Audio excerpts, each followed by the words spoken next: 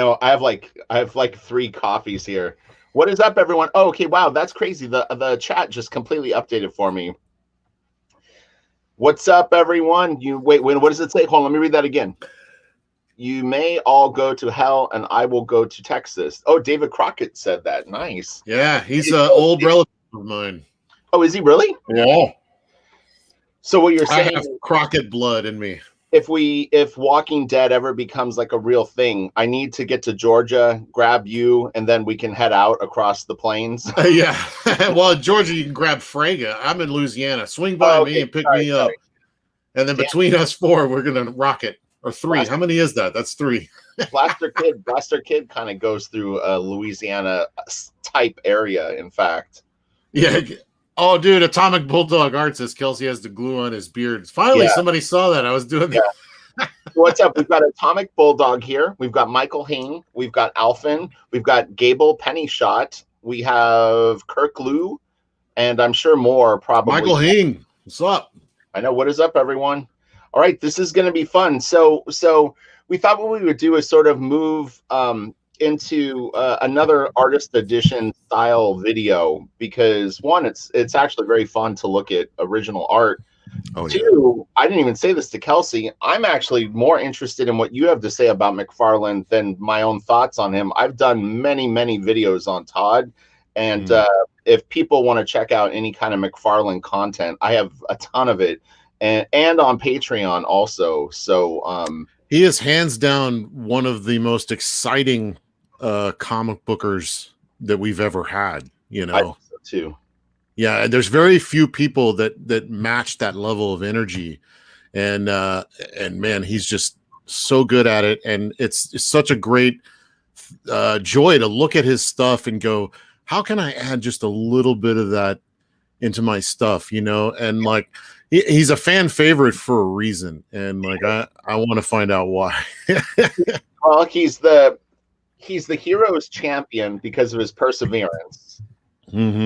Well, he's a working man. He lived in a trailer home with his wife and drew comics constantly until he was on top. He fought for his independence. Yeah, he's an inspiration to all of us. I love the guy. I mean, you know, you could say what you will about his weird finger drawings or whatever, you know, whatever. It doesn't matter. It's exciting. Kids don't look at that stuff, you know. Now the complaint is that he works digital. People are disappointed in that, I think. Well, that's true, because his claim to fame, a large part of his style was his inking, you know, and which he did with a quill, you know, and all those little lines were made with a quill and ink on paper. And then when you realize the magnitude of that, you see the work involved. It's astonishing. Whenever I do videos on McFarlane, I kind of hope that he sees the video. So I'll tell 2 quick stories about McFarlane that I can share. One, without Todd's art, I would not be doing comics. So that's the bottom line. What's up, Victor? We've got James in the comments section. What's up? We've got B-Star Jam, Daniel, and I think we've got everyone covered that popped in. But yeah, so without Todd's art, I definitely would not be doing comics today. And then on top of it, I actually got to meet him very, very briefly at San Diego Comic-Con, and he showed up. What's up, Kier? And we've got Roshi too, or Rashi. Awesome. He went through Artist Alley and literally stopped at every single person. Yeah. And said hello and shook their hands. And it was so exciting. When I saw him coming down our row, I was just like, oh my God, like coming down the row, and I'm going to get to say hello to literally the person that got me in the comics. It was very, very exciting. I was a little nervous, but I have a similar story actually. I was just starting out, and I had some friends of mine. We were doing independent comics. Scotty Richard from Scotty Richard Studios, who does a lot of the animation that you see around.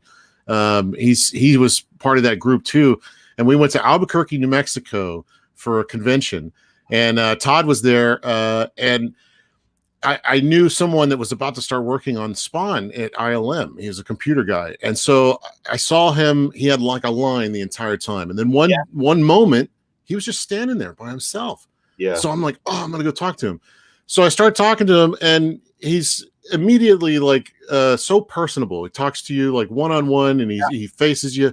And then he was so excited to talk about his movie, of course. And then a line started forming again. you know, and it got longer and longer and longer. And so I tried to like cheat my way so like I could still talk to him while he continues to sign. He kept cheating to face me. Like he's like, I'll get to them in a minute. I'm talking to you right now. And I'm like, God, that was just magnificent. And then later he came by our table just like you did with you guys. Yeah.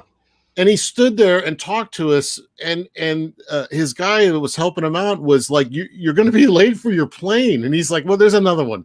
Yeah, and I was like, "It's crazy." That's amazing. He gives so freely of his time. You know, Jim is like that too. It's people don't realize that Jim and Todd actually do share that. And I got to meet Wanda. Wanda was with him. It was just Todd and Wanda, no security, and this was at Comic-Con maybe 5 years ago, something like that. But it was exciting. So we over here, so it looks like I'm looking at you. There you go. Here. We also have Kevin P. West. We have Southeast Pits 1.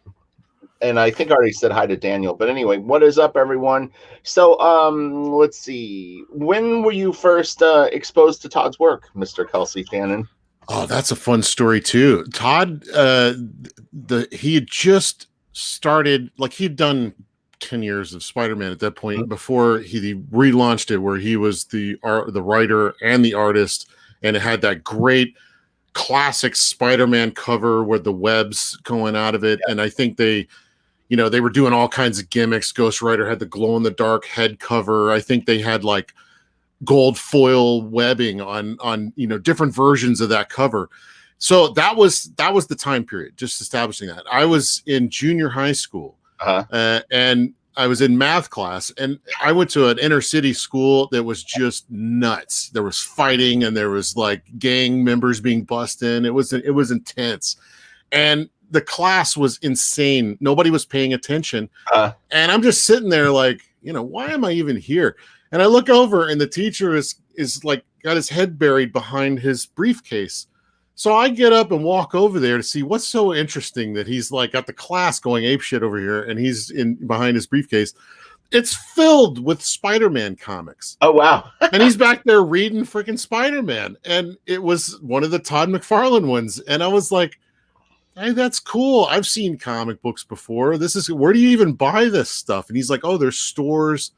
So I went and bought my McFarlane, and of course you see the ads in there for like X-Men and other things, and I'm like, this is interesting. So I go and look for more. So it kind of and then right at that same time is when that freaking Liefeld button fly jeans commercial came on, and I immediately went out and bought X-Force, X-Men, the new one that came out. So that was the start of it all. Was my teacher with a McFarlane Spider-Man comic book in his briefcase. Yeah. So teachers in my life were influential, just not with learning. Right.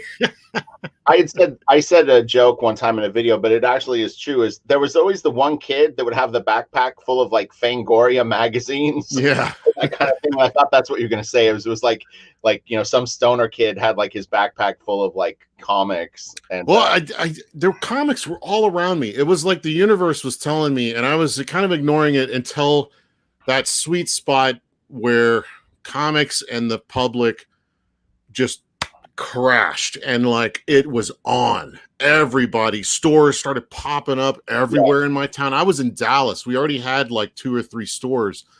4 or 5 of them popped up after that, and then Image happened, and it was just, it all exploded. It was the most exciting time to be a fan I can possibly imagine. To be honest, too, like my excitement about doing Blaster Kid really is very deeply connected in what those guys did with Image Comics. As weird as it sounds, is what got me excited about comic books was the independent spirit and kind of punk rock attitude that those guys had. And when Wildstorm was bought by DC Comics, I was one of the few people that was at the company going, this is not a good thing. And no disrespect to DC Comics, they are what they are. But I was very concerned about what that really meant. But I went with the flow. It's not a big deal. I mean, DC actually treated me very, very well for many years. Oh, they're the best. But it's still a mega corporation. They have goals to achieve. Right. It's not exactly why I got into comic books. Yeah. So when creator-owned books started to really take off again, all of a sudden I was like, Jesus, this is actually really what I kind of always wanted to do in comic books, which is have my own universe, you know? Oh man, Daniel Valadez, how do you say that? Valadez. Sorry, Daniel. He says he almost met Todd McFarlane twice. Once at the premiere of Spawn film in Mexico City, and the other at a Mexican comic convention. I would love to talk to him in person. Yeah, that would be great. You should keep seeking him out. He's one to talk to. He's very personable. He really is, and he doesn't feel like, you don't get the sense that he like needs to move on when he talks to you. You know. So, yeah. All right, so let's get into it, because we have a ton of art, and there's no point in sort of vamping when we're gonna cover all the stuth that we're probably rambling about now. I'd love to talk a little bit about his work ethic too. When we're looking at some of this early stuff, you've said it before in other videos about how he spends an hour on a panel and things like that. Right. So I want to kind of examine some of that, because I'm a time junkie. Like it takes so long to do this. I'm always interested in how other people organize their time. He said that I mean, I would be just peripheral, like what do you call it? Like, just, I'm paraphrasing really what he would said, but I remember hearing him say one time essentially that he would give himself about an hour per panel, and like larger panels, maybe 3 or 4, you know, like if it was a 3-panel page and you have one panel that took up, you know, 60% of the real estate, obviously you're not going to spend an hour on that. You could, but yeah, I mean, I think overall, like his goal was, you know, like an 8 to 10 hour page, if I was going to guess. So what is this? Andino says apparently Todd #MeToo Shane Davis, according to Malin last night on Shane's stream. It's a running gag. Did Todd touch Shane Davis? Oh, patted him on the backside. I'd be totally okay with that, Todd. You can give me a slap on the ass anytime. Okay, so let's see. So I'm going to share my screen, and we're going to watch some video of the Oh, is it still open? What is it doing? Chrome tab? Yeah, this wouldn't be a super fun without some boomerism here. We got to boomer it up a little. Yeah, well, it was weird is when I went to share screen, it's not showing VLC player, because I have a video that I shot. Let me see. Oh, I'm gonna shut Photoshop. It's reading that Photoshop is open. So let me shut that and then try it again. Because last week it worked. I shared my VLC player. So let's see. If not, I'll click on video application window. Yeah, I think VLC is like a rogue application that Apple doesn't like. I don't know if you're on a Mac or what are you on? Maybe I can just share my entire screen. I'll just share my entire screen and then do it that way. So I'm gonna go into that. Let me see. What's up, All Gold? Alphin, Mumbles, James Smith. Ben, oh man, Skip Edwards, what's happening, everybody? All right, share. Lars. Okay, let me see. Can you see the VLC player? Oh yeah. Okay, all right. So this is the art of Todd McFarlane, The Devil is in the Details. This covers really his whole career up to the point that this book was released. And it's really, really good, and actually a bit more affordable than the artist edition. Well, he has vault editions. So quick scan of the cover, and then we get right into the meat and potatoes of the book. I want a big giant book like this someday. Yeah, I know, right? So cool. So very, very nice book. I was really excited when it was. So this is a good book. You would recommend this book? Oh, 100%, not even 100%, like 1,000%. This is like Rocky, like the Rocky movie. If you're a comic book artist, or if you wanted to be a boxer, like this, you absolutely have to have. Oh, far out. Yeah. Okay. It has this whole story, the struggle. Don't take no for an answer, as it's called, chapter 1. Called up to the years. With great opportunity comes great responsibility. It's so fun. Like how it was a lot easier, I think, in our day to get in because it was so big and people were just pouring in. At his time, it was a lot more difficult. For people that want to read this little quick blurb, it's a little bit of like a pep talk. So he submitted 700 submissions. Yeah, and he had approximately 350 rejections. Now you have to understand this too. The 350 rejections. So there could have possibly been 3 other ones that just they didn't even reply to him. So that's true. Or they're like, this is good, kid, keep working, that kind of thing. Yeah, That's not necessarily a rejection, but yeah. I don't know. It makes you wonder. I think he said Sal Buscema, or wait, no, I guess Sal M. Mendola, which I'm not familiar with that name. I know Sal Buscema though. Is he Yeah, the brother of John? yeah, yeah. Okay, I Okay, so figured. this is a reverse image of it, but this is a Bridgman study, and it's pretty wonky, but we've all done it. Um, you Yeah. can see right here. What's funny is we were talking about upshots yesterday when we were chatting privately. You can see that he struggles with the plane of the head. The brow is not far enough Mm. out. Eye sockets don't go back really into space, in particular this one.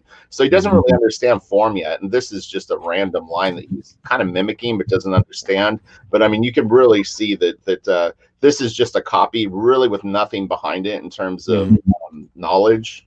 I come from a bit of the McFarlane school in that, if you get close enough, Yeah. and it's consistent, you're okay. What he's doing at this point really is just getting familiar with the things. It's like everyone kind of goes through that Yeah. period where it's like you're basically going to the gym and blasting your arms with real no. But I mean, the thing is you can see Those are cool, actually. right. Yeah. So this looks like a Neil Adams study. It is. It is. Okay. Yeah, some of it I don't recognize, but Yeah. the one thing that you'll see real fast, and this is something that I think is very important to point out to people that are trying to learn to draw, because you can do this doesn't mean that you can draw yet. And you'll see very quickly when Todd tries to draw a Spider-Man page, how all of this information that he copied completely goes out the window. He has no idea what he's doing. It doesn't look even remotely like any of this stuff. So don't delude yourself that by doing copies, you're actually learning to draw better, because you kind of aren't. But what is happening is you're developing muscle memory for Right. like how lips work, so that you copy it, you kind of get a loose idea, and then you go and try it yourself, and you're like, this doesn't work, and you try to work it in, and then suddenly you develop your own language for it. Right. So you said the most important thing that people don't do that do lots of copies is you try it yourself. Yeah. I follow people on Instagram and they do copy after copy after copy, and I'm like watching them going like, when are you going to try it on your own? Because without that, you're not putting any of this information really to the test. Yeah, nowadays I'll go and look real intensely. You and I both do this. We get into these, like, I'm studying, and then I put all that away and then go and try to draw that out of my brain, out of my own resources. So this Daredevil Alpha Flight, look at that. This Daredevil pose is very, very nice. It's the arms are a little long, but I actually thought that was a kind of dynamic shot. Was that Miller, do you think? Yeah, maybe, or Mazzucchelli. I know that Alpha Flight, some of this is Byrne. That looks like Byrne. And maybe the Vampirella is Jose Luis Garcia Lopez, or is that Alex Nino, or that could be Gonzalez. No. Oh yeah, Jose Gonzalez. Yeah, is that right? Yeah. It's nice to see that his comic interests were pretty broad. He was looking at a lot of different artists. He really was. And the funny thing is you actually do see these influences carry over into his stuff, especially the Neil Adams, I think. I kind of see he did like a Peter Parker, but that's Byrne, right? Yeah, that looks very Byrne to me. But he kind of does what in his own way, he does what Jack Kirby did. Jack Kirby used to draw very, for lack of a better word, realistic. He had the muscle groups, he had the clothing wrinkles, and then he kind of made his own design version of stuff, right, and went his own way. And that's what Todd does. He kind of starts with all this, the basics, and then he develops his own language. So, and this is where I'm going to point this out, because you're going to see a pose that he tries to do of Spider-Man on his own. So look at how dynamic these poses are. Like, this is much better than what I could draw out of my head right now. I could get close, but I don't know. Yeah, and I actually really like the silhouettes of the muscles, like how they're how exciting the silhouette of everything is. There's a lot of S curves and balance. I wonder what is it in that he sees that takes him from this to what we see in Spider-Man, where his legs are literally like behind his shoulders. Like what is it that brings him to that next level? Is it golden? Is it? Well, that would be, I think, what it is you do it once, maybe accidentally, or something kind of goes off the Mm. rails, and you go, oh, you know what? There's actually something to this. Mm. Yeah, even some bird studies with some Yeah, real I know. beefy legs. It was funny. It was funny. I was like, well, he's drawing birds. I wonder what that was from. Because you got to do it. I tell people that for people that want to do comics, it's about 95% stuff you don't want to draw and 5% superheroes doing cool stuff. I know. It's literally like buildings and plotted plants and telephones and cars and grass and trees, and then you get one shot. It's like certain Batman stories are that way, where Batman doesn't even show up to the last panel. I told you the story about the book I did, right? I probably say go ahead and shoot. An editor emailed me. This is not even that long ago. This is like in the last 2 or 3 years, and was like, "Do you want to do Batman Deathstroke?" And I was like, "Hell yeah, I want to do Batman Deathstroke." So it was with Ed Benes too. So great penciler. I would have took it regardless. And I kept waiting for Batman to show up in the story, and I was getting frustrated. I was actually kind of getting pissed. Around page 10, I was getting annoyed, and I was like, "All right, where is Batman? This is really fucking starting to get on my nerves." So at page 16, I finally said, "Screw it. I'm going to write the editor and go, where the hell is Batman?" And then he wrote me back and he goes, "Batman's not in the story." And I was like, "What?" It's called Batman Deathstroke. Yeah. What are you talking about? What the? Yeah. Or then when you want to draw him and you got the shots are all brooding, where it's basically just a silhouette with some ears and eyes. That's it. It's like Batman done. Yeah.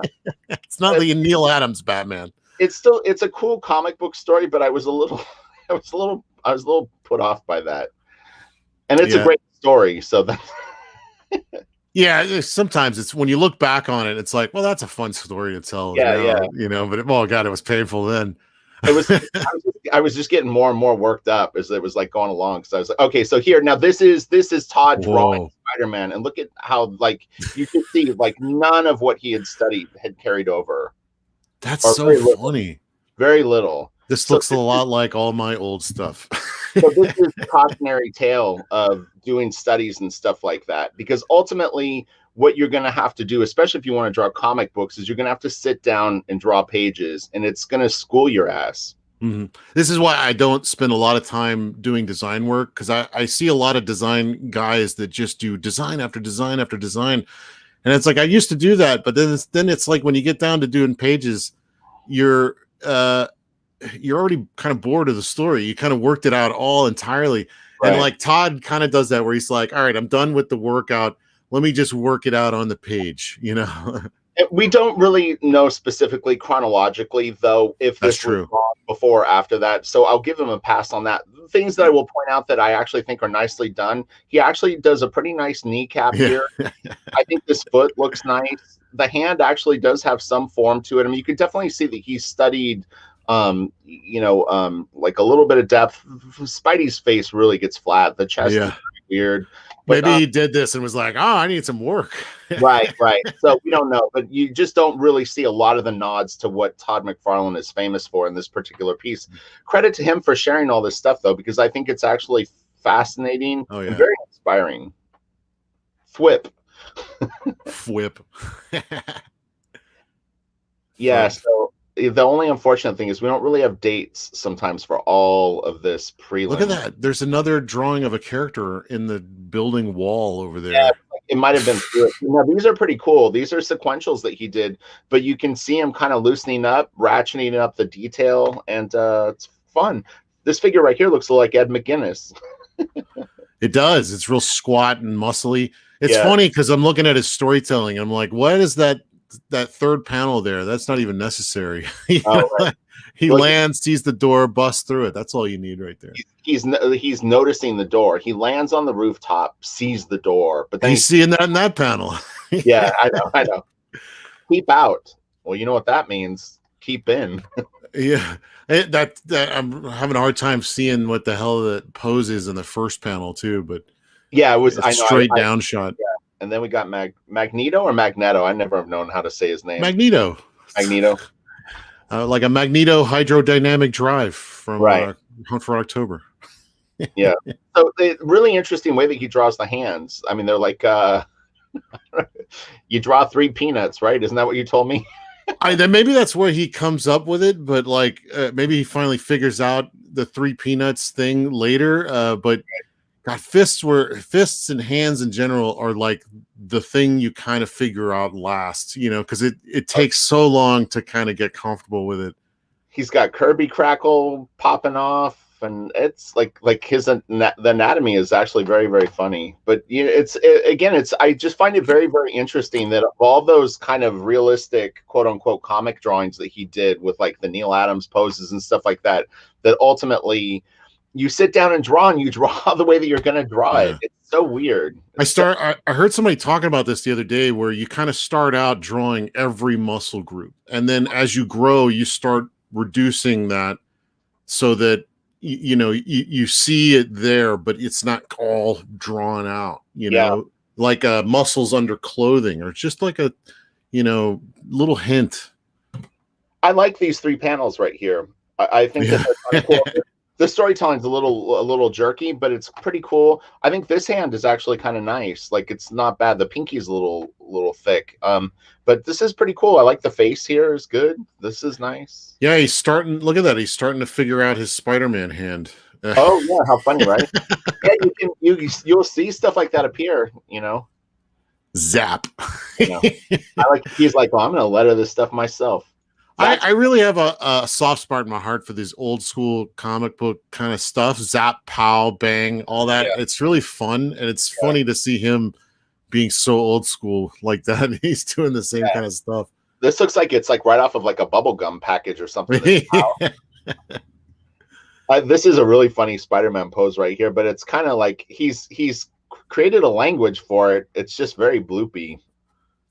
Yeah, he's still doing the he does this in Spider-Man where he'll separate the shadow from the edge line, and he uses some of that technique still, which it's really interesting. It's like his version of dual lighting. Okay. So if you have a good colorist, he'll go in there and color that like as a secondary light source or whatever. Yeah. Oh, this is going to be the funnest day ever. There's so much good shit. Like I said, I can't thank Todd enough for actually sharing this work. Jim did something kind of the equivalent of this. In the Art of Jim Lee, there's a section with a lot of his like studies and sort of kid drawings. It's just encouraging, to know that these guys they're just normal people like you and I and everyone else that's trying to learn this stuff. It's not easy. Yeah, it's a discipline like everything else. But I mean, I mean, I've had any number of other jobs where you have to go through the learning part of it, Yeah. This is cool. I like this. The thing looks nice. It's very, very stylish and Kirby-esque. Yeah. He's definitely figuring some stuff out. This little figure back here is hysterical. Look how tiny she is. It's like the perspective just went like, whoa. I like the classic. John Byrne's kind of really known for that, putting the figure right on the ground plane, and then we get to see that straight line across. Yeah. This is funny that this is still left in pencil. I don't know if it was an unfinished piece and he didn't know how to render it or something, or like what was going on. But yeah, it's like there's a few like this. There's some interesting stuff in the gutters of some of these pages. You start to see Spawn pop up. It's pretty funny, like little nods to things that he's got on his mind. Apparently he created Spawn when I think he was 16. So oh really? Yeah. Boy, can you imagine the tension he must have felt, hoping that no one would do that name, Spawn. Right. I mean, it's such an easy name. Somebody would have come up with it already. Yeah. Yeah, this is very bold for him. I mean, yeah, he doesn't do a lot of thick line art like this. No, it's I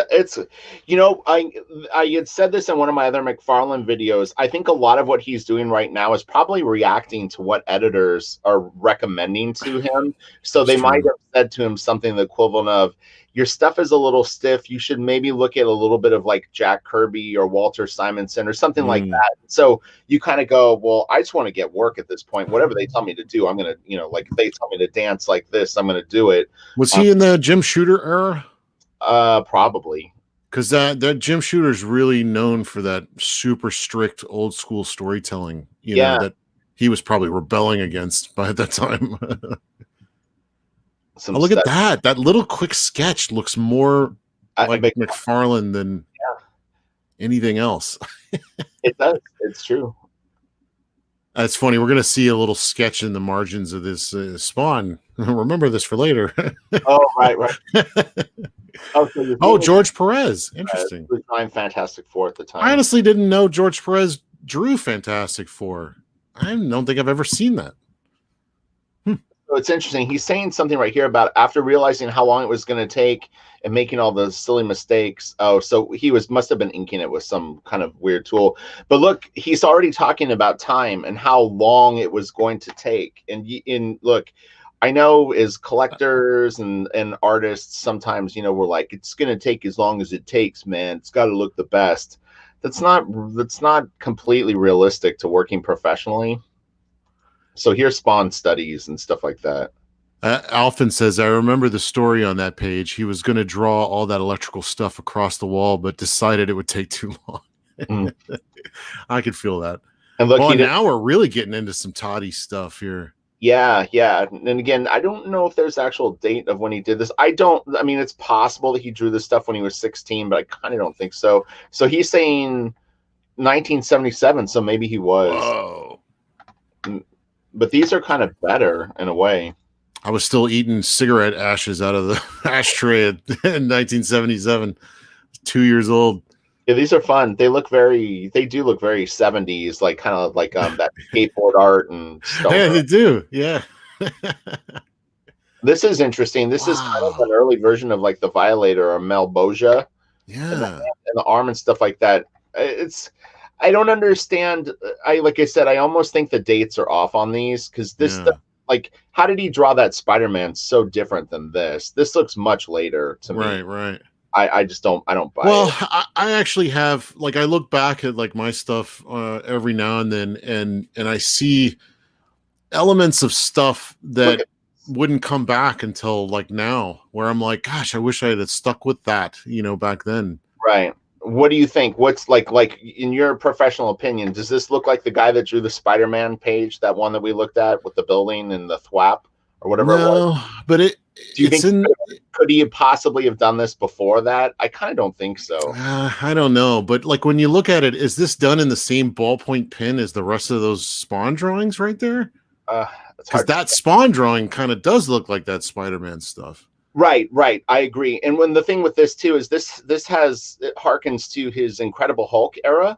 Yeah. His foot looks like he would reproduce this foot with Hulk again and again and again. I actually saw it when I was pulling images for the videos. He uses this over and over at that period, which would be a few years into his professional career. It'd be so fun to talk to him because it makes me wonder if this and where he went is natural Todd, but through editorial direction, he was trying to do something more mainstream at the time. What ends up happening too is things like you start to see him handle the cape a little bit better, but then there was other capes that he clearly didn't know how to do, like sort of like the S curve where you kind of connect the top and bottom to give it a little bit of a three-dimensional vibe. There was really two things I remember growing up with Todd with those damn webs. That was everybody was all into those webs. And then when Spawn came out, it was all about the capes. So he like revolutionized two things in his time. So this is really cool. We're going to look at a 35-page comic book that he did of Spawn when he was 16. So man, will give us some information. They're very small. So a lot of the thumbnails we're about to see are quite small in the book. So he was 16. What year was this? 75? Gosh, it has 75 written there next to the title, so it makes me wonder if it's 75 cents. Oh, okay. Well, that was a long time ago. 75 cents. 70, but the thing is, though, is in the 70s the books were 25 and 35 cents, unless this he was accounting for inflation by the time he got to do This is so funny because it looks like Matt Martin's Vortex, which I was into at the time. I was super into Todd and anybody that drew like Todd, and Matt Martin was like that too. Yeah, it's fun. Got a little bit of the Kirby crackle going. I like the cleanliness of this. The Kirby crackle, just a few dots. I don't know. I like it. Yeah, I do too. I think it's cool. And he's got the cape. He understands how to make like the folds. It's funny because he's got like one fold and he just did it over and over. It's really fun. He starts throwing in geometric shapes and stuff and Yeah. getting real crazy with it. Yeah. Yeah, it looks like he's still using a. Oh, no, that's not a brush. That's. You think it's a quill? The outside lines of some of those capes kind of look like a brush, but I don't know.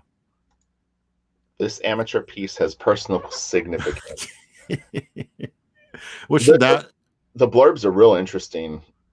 So this is the first page of his Spawn book. It's pretty badass. It gets some of the layouts are actually very cool. You can see him really playing with the material. It's a lot of horror and action and cool stuff. When he's starting to play with the tall panels too. Yeah. God, that goblin thing looks just like that Reese's Pieces thing from the old ads in the 80s. Maybe that's, maybe that was sort of the influence. They took it from Todd. So created by Todd McFarlane, and then Wanda gets the co-plotter writer, or what is she? Let's see what her credits are. She's co-plotter and editor. That's so cute, I think. Keeping him on track. So the interesting thing though is I think that Todd was, or maybe I'm thinking of Frazetta. I thought Todd was 19 and Wanda was like 15 or 16 when they started dating. So he might be a little bit older than 16. He created Spawn when he was 16. I'm going to guess that these were drawn a few years later. I'm nearly sure that he was an adult. Well, did she take his name? She Wanda McFarlane now? Because this might have been before they were married. Oh, no, it's definitely before they were married. They were kids. But I'm saying like Todd was, I think, probably like 19, maybe 19 when he drew this stuff. So these are very, very small in the book. So I did my best to film them. Look at this first page. Wow. So much stuff. Yeah, they're real tiny. It's a shame, but I think he's saving it for something later. This has to be after that Spider-Man submission. It has to be. I mean, look at the level of craft in this is way beyond that Spider-Man submission. Well, that's what I'm saying. So I'm thinking like he could even be 20. He might have done this when he was I don't know, was he a janitor at a college or something like that? This kind of dragon monster that he draws is very cool. Like I said, these are super small. They're like almost like postage stamp size. So it was really hard to shoot them and get them clear. So EJB says the Goblin seems Baudet-ish to me. Yeah, a little bit. Yeah, he was very popular in the 70s. And then Jay Lee says, no, that little guy looked like the orc from the early 80s Return of the King cartoon. That's okay, interesting. All very 70s influence. So. And this stuff is all very, very cool. So at this point when I'm filming this, I start fighting with daylight in my office. I was starting to get weird shadows, stuff like that. So I've still got some more footage, but it was getting harder and harder to film. They have these things you should look into. They're like lights that like overhang your desk. You ever seen those? Yeah, no, I have that, but the paper is super glossy. So just teasing. Look how dynamic that last thing was. That hand was very McFarlane. Yeah. This is a lot of this is very McFarlane. This is shit, man. That's why I'm saying he's much further along at this point. Look at the cape right here. Yeah. God, he uses that in some of the issues even. He a little more dynamic, but he couldn't draw this when he was doing those other things. There's no. Yeah. This is a really interesting page. Who is this page influenced by to you? Watch when you see it. It's a lot of black. Is it like Eisner? Gosh, yeah, maybe. Eisner doesn't do a lot of panel borders, and that was all kind of broken, so maybe. Oh yeah, he even turns the panel like completely sideways here. I mean, this is some dynamic stuff. What's funny is I'm seeing a little Paul Smith in this too. Like, but I think Paul Smith and McFarlane are kind of contemporaries, so they might have been gelling on the same stuff. But Paul might have been on the X-Men at this point and sort of. Oh, that's true. Radar. Yeah. Yeah, because some of that goblin face kind of reminds me of like how Paul Smith would do how detailed this that dragon thing in right. Magic has that like lockjaw, was it? No. Gosh, man. Look at that. He was like, F this. I'm like yeah, that panel was never going to get drawn. It's the actual design of the buildings is interesting. I don't know what he's going for with all these sort of rounded parts. Maybe just Kirby. Just Oh, these are buildings, you know. yeah, fantasy buildings. Yeah, He should big finish this. giant bricks. He should finish this one day and tell this story. Like finish the 35-page comic. I would buy it in a second. Oh, just like redraw it in his, Yeah, you yeah. know, Tell this modern story, style. like whatever it was. Like maybe it was a sci-fi horror, or whatever. Yeah.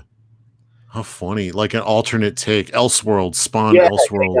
What if this Yeah. was drawn? Yeah. What if he did Spawn when he was 17 or however, when at 20, I guess, probably when this one. Yeah. I mean, look at that. He looks to be a little bit older. He brings this into what's funny is when you see his like early work, you see this kind of stuff, but he's inked by people like Joe Rubenstein and stuff like that. So it takes on a different quality. Okay, so Whoa. Oh, we're back. Well, no, but I've got more video. All right. Yeah. So here we go. Am I still sharing my screen? Oh, yeah. Okay. So these are more of the studies. So he hops back into this stuff, and you can really see the progression now. Look at how dynamic this is. Yeah. Like, that's really nice. The torque on that body and the position of it is great. Yeah, and he's getting his foreshortening and his perspective. Look how big the knee is because it's way up in the fore. Yeah, yeah. And he's still keeping the very round head on Spider-Man, though. Which I hate that round head. Oh, jeez. Yeah, but it's starting to come. It's starting to come into form. Lockheed, thank you. Jay Lee was saying Lockheed. Okay. That was that dragon thing that Paul Smith did. The Burton Hogarth study, not in a reverse form, but like I said, there's a lot of weird stuff going on with that. Burton Hogarth is hard to learn from, honestly. There's some good stuff in his books, but it's very... I prefer Brigman because Brigman kind of chunks it up so you can see the muscle groups and stuff and how they are in 3 dimension. That's really wicked looking. You know what was interesting, and I've never heard Todd mention it as an influence. I was getting a little bit of a Monster Manual vibe on his art. You'll see what I'm talking about in a few of the pieces that are coming up, but some of the drawings actually look a little bit like some of the way that they would like ink them and stuff. It was kind of weird. I was like, He's definitely a monster artist that went into superheroes. And then he brought that dynamism to monster comics because Spawn is just a monster comic mixed with superhero comics, This is funny because I can so relate to this. It's like you're trying so hard to do something dynamic, but you don't know how to turn a figure. So you turn it like very conservatively, like a little bit, but then you do this where you try to foreshorten something like this, and it just ends up being like where it's like... Yeah, there's nothing worse for me than doing that straight up and down shot. But with that hand coming out at you, it's you're not going to win that fight, no matter. No, it's never going to look cool. Yeah, he's definitely working on his muscle groups and all this I was trying to figure out: is this one of the Wonder Twins? Who is this character? No, that's he. Oh man, who is that? It looks like John Byrne, Paul Smith. It almost looks like some character from Alpha Flight, but not. Okay. I never read Alpha Flight. It might be one of the Wonder Twins. I don't know. Like somebody knew. I think he's got like a spit curl or something, or one of them does. See, all of this reminds me of Paul Smith X-Men. So like the line quality. So this is 83, and I think 83 is probably more akin to when he did that Spawn story, because this looks slightly consistent with that level of drawing ability. I'm gonna look up Paul Smith X-Men. I want to see if that was around that time. It was funny because I one shout out to Dan Fraga. He's recovering from a surgery, but I almost was like, we should invite Dan on the stream because Dan is a huge McFarlane fan and probably would know a lot. 1983, Paul Smith is run on X-Men. This is totally Paul Smith inspired. See, we reverse engineer this stuff. Yeah. Now this is... who's the style? Well, it's either, because it's Conan, it's either Windsor Smith or Buscema. Okay, it has a little of a Windsor Smith, and then that was like Paul Smith's structure on the face. Yeah, Paul Smith was a beast. If you guys aren't familiar with Paul Smith, he was known as one of the best storytellers X-Men ever had at the time. So, well, other than Byrne, but I mean. Yeah, he had like a super clean style. I love that. This is really cool. the cat. What is the cat thing? The Hellcat. Hellcat logo. I know. Look at her pose. I love this. Oh, man, Oh, oh, get that this, in the this, shot. oh, yeah. That's kind of Kirby-ish. Sorry. Yeah. Oh, dude. A Yeah. little stab at Batman. I actually love his Batman. He did a couple issues of Batman Year 2, right? There's 3 issues, I think. Yeah. Yeah, I really like that stuff. He was coming after Alan Davis, I think, or Alan Davis finished up for him, one or the other. So we're starting to see some Todd in here, what I would consider like clearly identifiable Todd sort of structure and stuff going on. Yeah, those ribs need some work. Those are tough. Those are really tough to do. That little section of like the ribs that kind of poke out, you know. He's into the hand. It's like I never like when I draw superheroes, I rarely will do that, like just that type of hand position, but definitely working it. This almost looks like he's toying around with some Tom Palmer style inking. Okay, and then here you're going to start to see the Hulk feet I was talking about popping up. Like he does it over and over. Hulk. This looks a little Buscema. Yeah. Yeah, like Sal Buscema though. Look at the fist. Yeah, it does. Hysterical. It's not too bad. That's so funny. That's a hard one to do. There's this little muscle group that actually actually fits in there, but he made it one giant thing. Nice. I like this a lot. This is real good. Yeah. Yeah, that looks like a Buscema pose that he pushed into a McFarlane pose. And these are all from that? 83. Yeah, and again, the feet.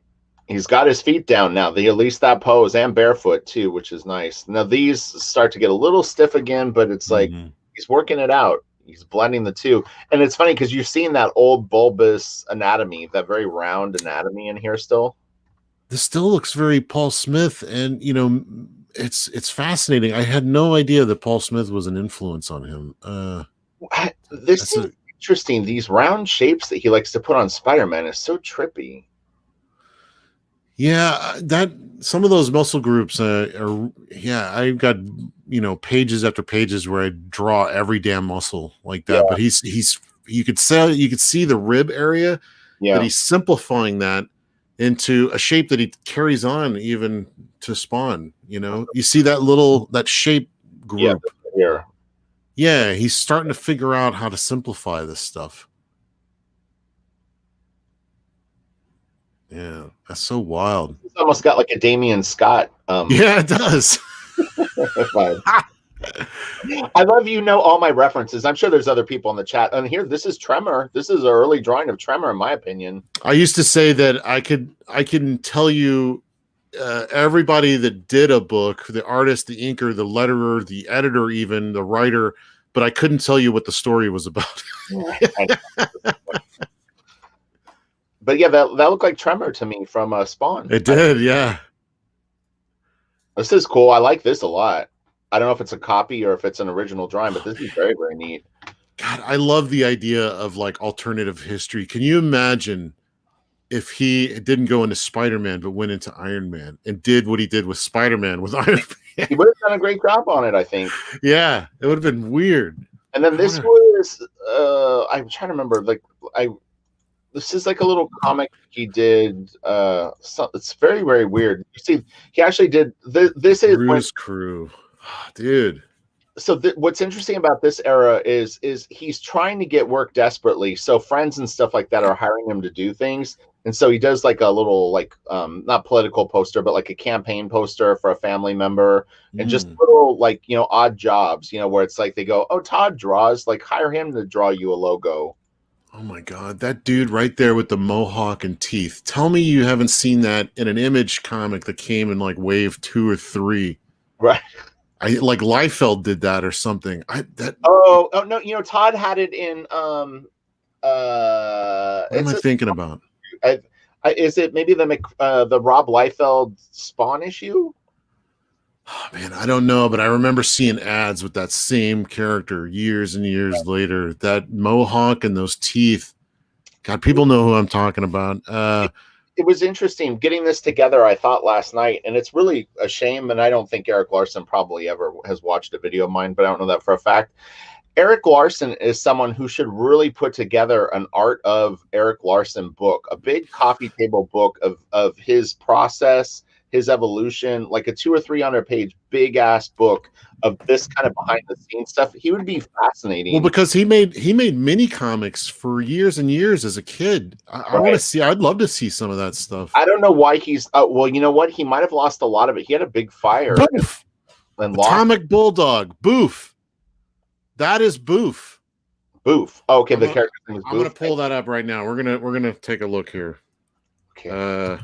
We're almost done with this video. So when this okay, video keep going. end in like a minute, and if you find Boof, then we'll pull it up. The cover is so cute. Oh my god! It even has Spawn. It even has Todd covers. He brought this fucker back. He did. This is someone else's name right here though, for the cover. Oh, and then this is like little John Burnish. Oh, and these are interesting. So these are little portfolios that he did that he would sell. So he would do his own kind of like Frazetta style art portfolios, or Barry Windsor Smith, like all the people that were doing. Oh yeah, I'd still like to do those.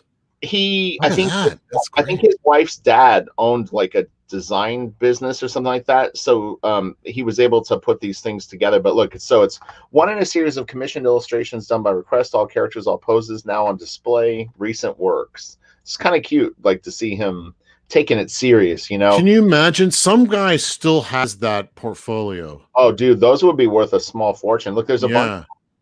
So these are like little posters and stuff that he did for different things. I guess Shirley McFarlane. Oh my God! Michael Hing says he. I think a lot of Larson's early work was sadly destroyed. Did he have a house fire? He did. He had a house fire about 15 years ago, maybe 20 years ago, and lost. Brutal. God, I would love to have some. Some of these still exist. I'm gonna look for some of these old portfolios. Oh, and you know, we said something in the Jim Lee video that was actually incorrect, or sort of partially incorrect. So you had said that Todd McFarlane kept all of his original art. That's not exactly true. He kept all of his Spawn original art. Oh, okay. When he was working on Spider-Man or afterwards, there is a lot of Spider-Man art that's sold. So, but Spawn he held on to, but he didn't need the money at that point. So he may still have quite a bit of Spider-Man art, but quite a bit of it's been sold and moved around. Yeah. Gosh. Can you imagine?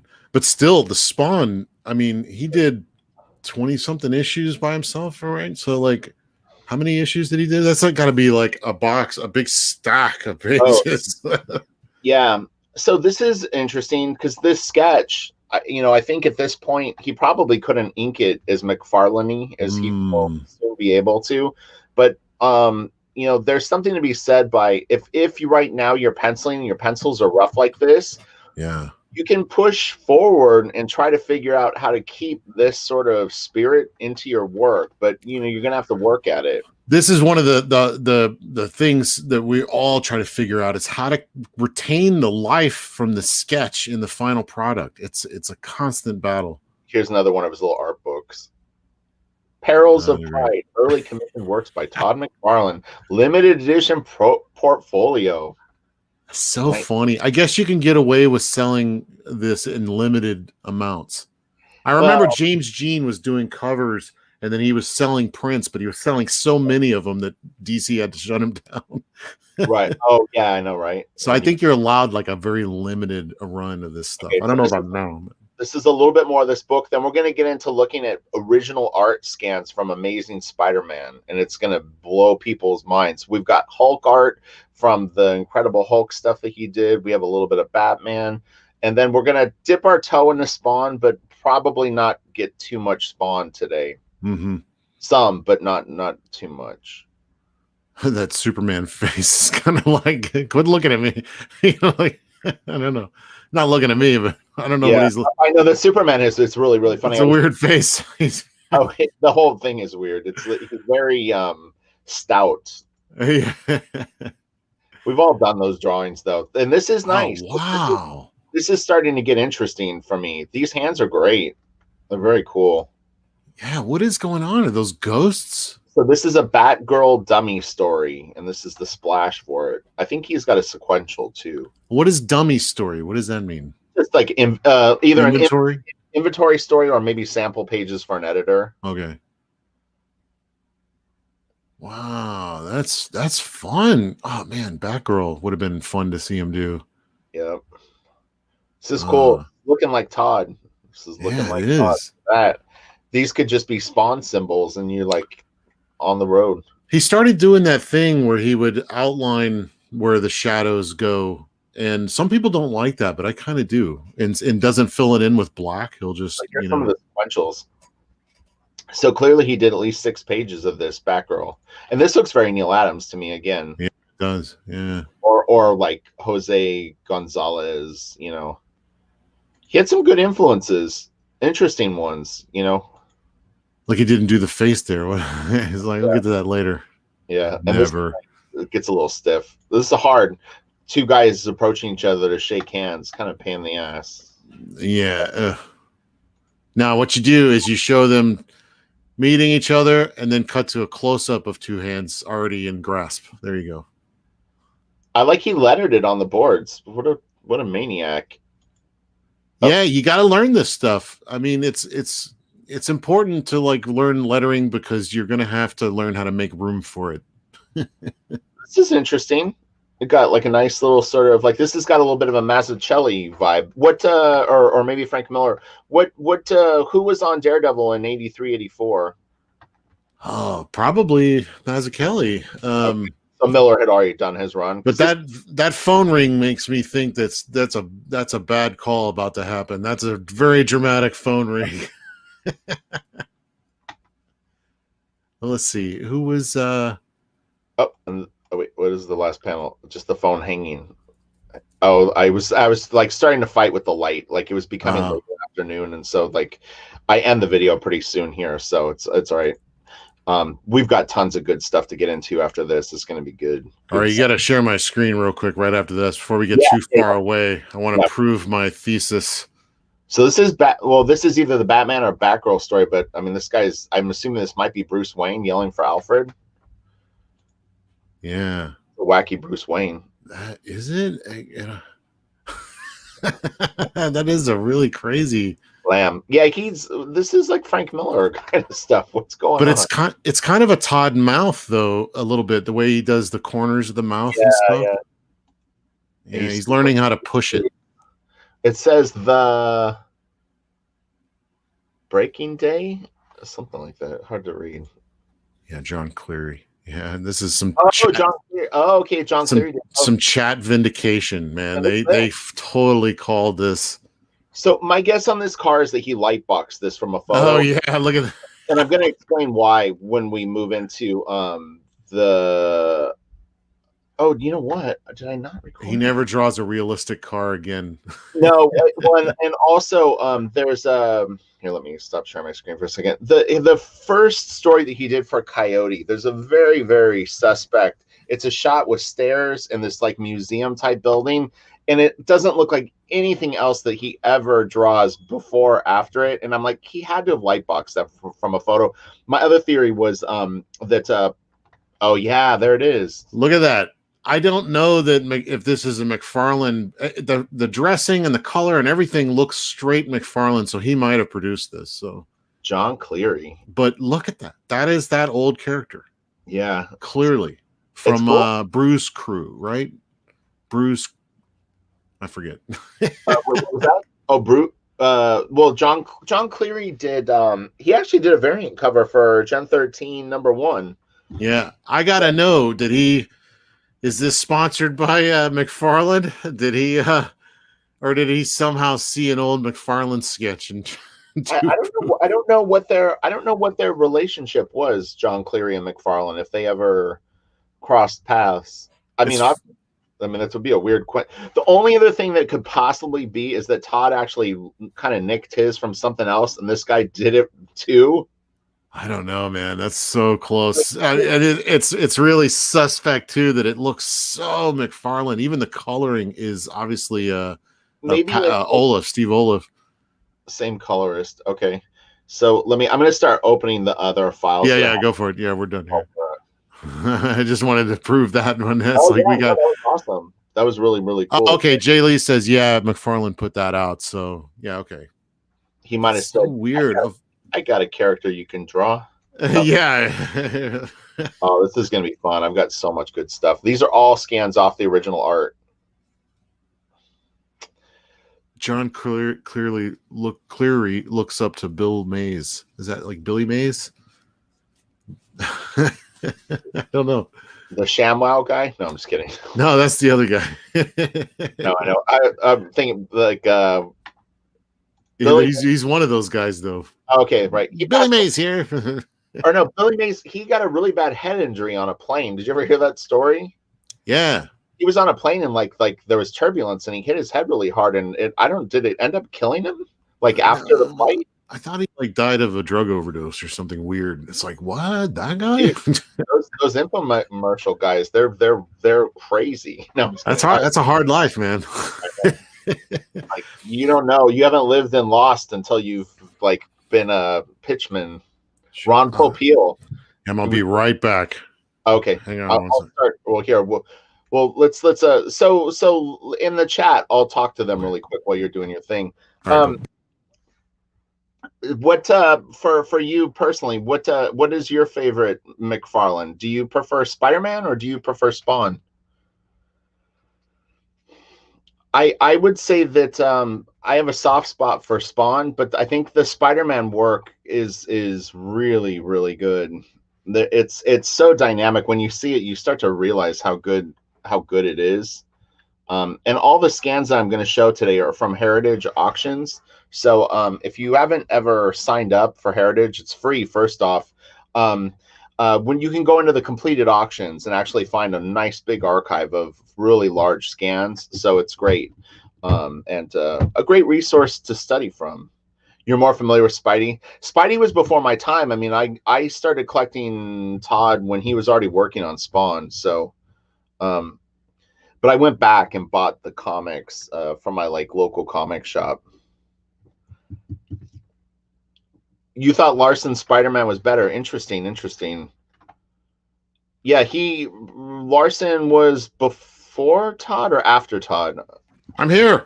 Okay. No, Larson was after Todd. Okay.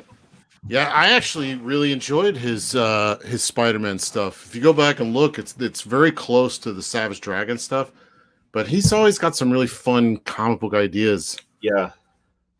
I like Eric Larson a lot, actually. He's an old curmudgeon, so you got to forgive him for that. But yeah, he's an amazing comic booker. I was like, ooh, I'll follow Eric Larson on Twitter, and then I'm like, oh, what did I do? It's like, holy cow, this guy's got a lot on his mind. Once you know comic book people, you know, it's like, yeah, I get it. I give everyone a wide berth with their we're all nuts. So here we go. So this is Capullo with Todd inks. I'm going to go into full screen though, but we've got a whole plethora of fun stuff to look at. So Capullo pencils, McFarlane inks, Capullo and Todd was like an amazing team because it was like Capullo could do everything that Todd struggled with, and then Todd still brought that dynamic inking to it. Yeah. Because if you saw Capullo before this, he had all that dynamics and great storytelling and stuff, but it was very heavy inking. Yeah, it was. The first two issues when Capullo got on Spawn, I didn't like it because of exactly what you said. It was the old school stuff, yeah. It was too heavy-handed. But they quickly worked that out. In fact, I actually looked, nowadays you can kind of look back at that stuff with more of an open mind. Sure. And I actually kind of like that old stuff. It's so structured. Yeah. But I mean, look at this. I mean, I want this for like Beelzebub. This is Beelzebub right here. I got to figure this out. And I was thinking the same thing. Look at this, man. I mean, I want this. So exciting. I know. Look at that fast inking too. I love that actually. McFarlane is like oh man, he's so good. I don't know what CW stands for. CW. This is a future CW show. Right. So this is one of my favorite issues of all time. I love this one. You're welcome. No. Yeah, thank you. I love it. This Scorpion. What's his name? The Scorpion. Yeah. Yeah, Scorpion. There it is. Says it right. Look at that. Oh, this is one of the first Spider-Man comics I ever bought. He figured out how to turn a figure. Yeah. Oh man. So good. the whipping of the tail in this issue and what he does with it, it was just so dynamic. And God, this is like there's not much you got to consider. When this came out, there was just nothing like this. I know. He invented this. I mean, yeah, there's so much good stuff. So this is 1989, so about 6 years after the stuff that we saw. So generally speaking, what I tell people is like the first 3 to 5 years that you're a professional, you're kind of working it out, and around between years 3 and 5, I think you really start to kind of become yourself. But you got to get a few years of being put to the test kind of under your belt. See, this is something to learn from right here, because Rich and I were going over each other's latest books for any sort of improvements that we can find and maybe grow from. And I look at this first panel right here, and this is such a great example of how I would probably draw full figures in an environment or something boring. One Spider-Man hand, close up of that, it's way more exciting and way easier to draw. Yeah, it looks great.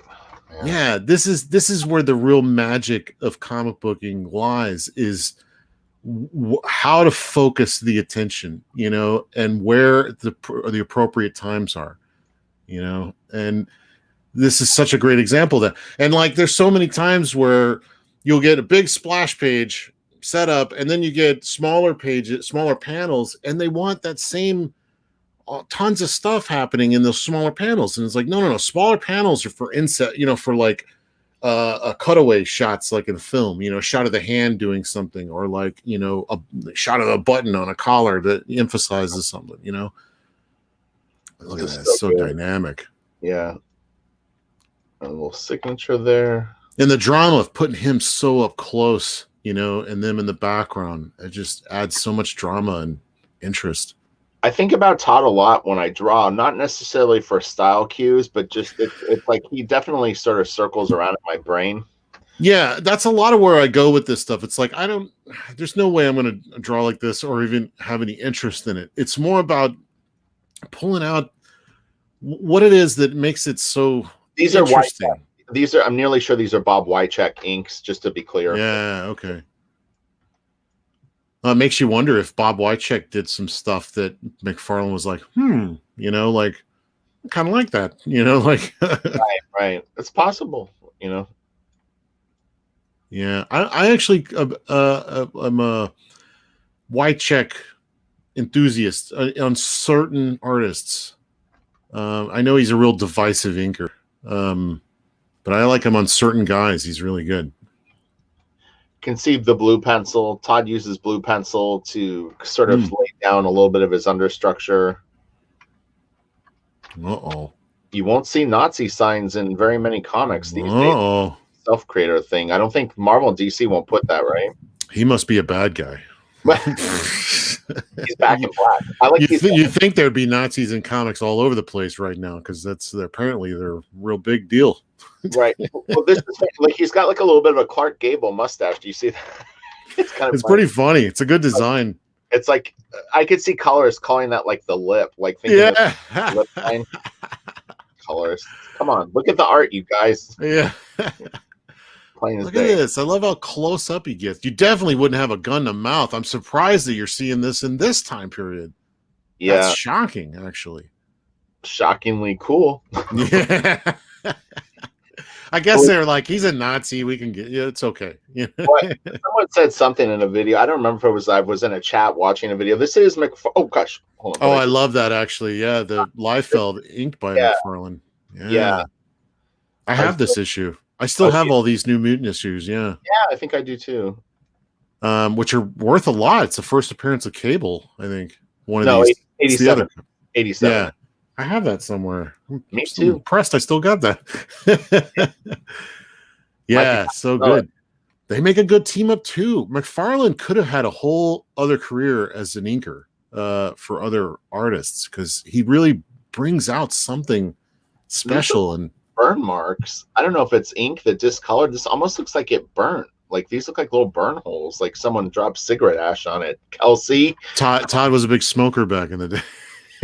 I worked with an artist named Petty who worked at Extreme, and he smoked nonstop when he worked. He was a young Oh guy my too. gosh. He was probably like 17 or 18 years old, but it was funny. But like everything he worked on reeked of like cigarettes. He didn't work in the office, did he? No, he had his family. His dad was a brain surgeon. Literally, he had a Oh, big house that we worked in up in Irvine. look at this. Never, ever, ever do this. Oh, the photo shot of the buildings. Because, like, you got a shot of Todd buildings on the left Yeah, and something that looks nothing like that on the right. I actually think that the buildings that he drew, this is quite nice though. I prefer that. You know, Yeah, that's what I mean. It's like, do that. he did it once. It was like no more. You get a Yeah, photo. he didn't do the photo ref often like this, or the photo copy background. Well, and maybe this Couple. comes from his Kirby fandom, because Kirby would occasionally Yeah. put photos in his stuff. So let me ask you this, because it's a decent question for 2021. What do you think of people that use like SketchUp models and that kind of stuff in their comic art? It pulls me out of the story. I was one of the first guys to start using SketchUp. I think Stelfreeze might have showed me, and I was like, "Oh crap, this is awesome! This will help me like figure out my proportions for people in the backgrounds and stuff and shots like that." But then it dawned on me, and I even remember having a conversation about this. I was like, "This is potentially a very dangerous thing." And I remember Rob Haynes got into it, a few other guys got into it, and then it got bigger and bigger. And now they just straight up print the you can see the where, it's not a perfect circle. It's it has those hard edges where, and it's like, oh, I knew this was going to be bad news. And I don't like it. Yeah. I do approve of the idea of using 3D models to help you, but redraw and re-ink that stuff. Yeah. The one artist who yeah. I thought uses it really, really good, and I don't remember his name, but people know who I'm talking about. There's an artist that's been working on Daredevil. I don't know if he currently is, but the last few years possibly, he's really, really good and does a lot of digital stuff. I'm not saying that he uses SketchUp, but whatever that guy does, man, he's on another level with that shit. Like, Well, what happened with me is that I started using it a little bit, but then it started becoming cumbersome because it was very time consuming to set that stuff up. Right. And then eventually now I just use the grid, 3D model grid. I find this perspective I want, output that, and then I just draw on top of the grid. It's much easier to figure this stuff out. But the danger you end up with is that you don't end up with shots like this that are exciting. Here's another cool, because they're too, too correct. Yeah. Like you said, it pulls me a little bit out of the story. So this is amazing. Polo pencils, McFarlane inks. But there's that guy from those early sketchbooks. Yeah. That's funny, right?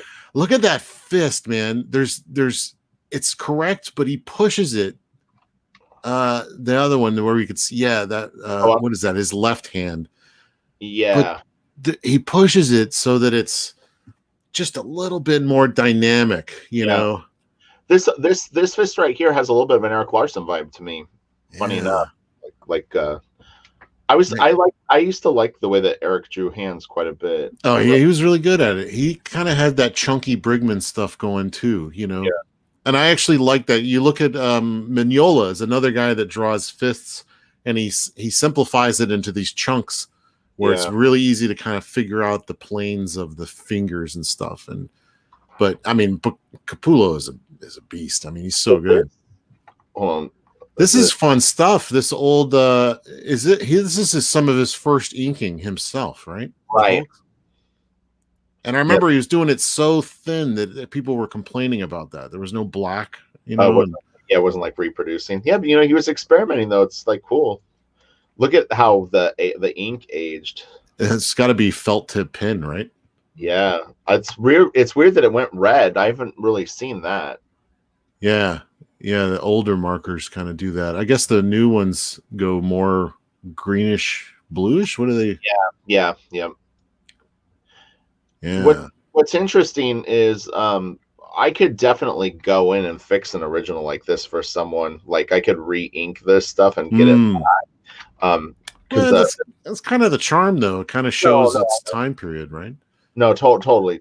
So this is interesting. So this is Spider-Man number 3. So this is when he was writing and drawing the book himself, And he colored it himself. Oh, Which I don't know. I don't know if that was issue 3 or 4, but the one where he had a hole in his head, one of the issues, Todd colored himself, and it's such a travesty. But he gave it a shot, you know. But so little spider here. We've got just some crazy details. yeah, doesn't he hide some very specific things in his artwork? The name of his wife, Wanda's in there somewhere all the time, right? Felix, or the cat.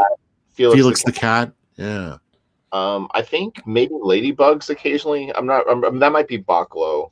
Yeah. God, that's so intense. Look at all This that. I don't even know if this is supposed to be there or not, but there's like a fingerprint on. I kind of like it though. A little dry brush smudge or something. I don't know. It looks like dirt.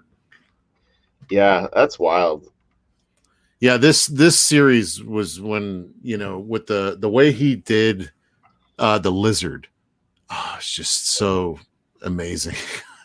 That lizard stuff. The Spawn hand right here. Oh man, look at that. The way he would render out that, look at that tentacle. Instead of doing the shadow, he did the dual kind of lighting instead. Yeah, you know, it looks great. You know who's really good at that is Mark Texeira. Yeah, Mark is great. Wow. So look at the ink on this, it really faded. But that looks like brush, real watered down kind of brush. Why is that? That's the blue line underneath. Yeah. But what's going on with the hair? Well, if you look here, yeah, I don't know. Maybe he was using some sort of indie ink that was real cheap or something. Yeah. Alcohol ink. I don't know. Looks like he's got brown hair, you know, like really. That's a fun piece though. I remember that piece. I got it in one of my Wolverine books. Yeah. He actually kind of got like a Clint Eastwood sort of likeness going in the face too. There's one I'd love to show. Maybe it's in this, but he did a 2 or 3 page thing in Marvel's parody book. What was that called? Oh man, it's it was What The. Oh, okay. You know, like it was a parody of What If, but it was What The, and they would do all these parody bits, and Todd McFarlane did a 3 page story of Batman in a Marvel book, but it was a guy with a baseball bat and a cape, but it's such a fun style like this, but like simpler. Like he did it really fast. So people will kill us if we don't talk about the spaghetti webbing, at least. So, do you know the origin of the spaghetti webbing? We've reverse engineered it in other videos of mine. Do you know who did it first? The spaghetti webbing? Right. Oh gosh, I probably used to know, but who you got? I think they credit it to Michael Golden, but there was something that we saw earlier that kind of tripped us out. Let's see if in the comments section what they chime in on. Yeah, are you following the chat? Like, are we I need to look closer. I know that Golden did one Spider-Man story that I can think of was the Marvel fan figure. That's what I was going to say. I did 2 of them actually. Well, there's a Marvel poster that he did, like a big montage poster, and I think it appeared in that. But we found something. All Gold Productions says Golden, but yeah, I'm trying to remember what you're talking about. Did Eric Larson work on what did Eric Larson work on before Spider-Man? I think Nova. Nova. Maybe. No, that might have been after. Oh, let me see. Let me look that up real quick. I'm trying to remember who it was. There was something that I was looking at, and I saw spaghetti webbing in it, and it kind of freaked me out. And then we checked, and it was before Todd had worked on Spider-Man. Gosh, he did a lot actually. Yeah, he replaced McFarlane on Spider-Man. Before that, he was on New Warriors. It looks like New Warriors. Yeah, that's probably where I saw Nova. Oh yeah, I did a Nova story for Marvel Comics Presents, And then it was greenlit but canceled because it did not fit with the upcoming New Warriors. Okay, so that's not him. Shit. Where is he? Marvel. I don't know. Yeah, I would have to check my other video. There was something that I found. There was a piece that I found that was spaghetti webbing before Todd was on Spider-Man. I really miss comic book database, man, because that would give you. It's so much easier to figure out the dates of this stuff than Wikipedia. Who was on Spider-Man before Todd on Amazing Spider-Man? Gosh, yeah, chat will probably know faster than I will. Let me look that up. Who were like a couple of the artists that were on Spider-Man right before Todd, like the 3 years before? Let me look this up. Amazing Spider-Man. I'm gonna look. Barry Windsor Smith? No, I don't know. I don't think so. I'll remember if I hear the name. Amazing Spider-Man. 60s, 70s, 80s is when McFarlane came in. John Romita Jr. was in there. Yeah. Okay, but here's McFarlane. David Michelin was the writer. Let me see. I'll watch my video that I think it's in and figure out what I had found. Well, it just says here that there was artists including Alan Krupperberg, John Romita Jr., and Alex Saviuk. So they were kind of, they were kind of coming in, I guess. And then Mike Zeck and J.M. DeMatteis did the Craven's Last Hunt came before McFarlane. Is that right? I thought that was afterwards. I don't know. You can see his ink is fading to that kind of sepia color again, or whatever you want to call this color, like burnt umber, burnt sienna. Yeah, it's kind of like I had some inks like that were that color. So Dustin Rogers says Mike Zeck did one I remember, and Jay Lee says that John Romita was on it. But Junior came. John Romita Senior was like way before this. There was something. Junior came in after that. Yeah, there was a piece that I saw, and maybe it was even John Romita Sr., and I was like, whoa, that's spaghetti webbing. He didn't do it all the time, but there was like 2 panels that were clearly spaghetti webbing that was before Todd, and I was like, oh, trippy. I love this stuff. Look how great that is.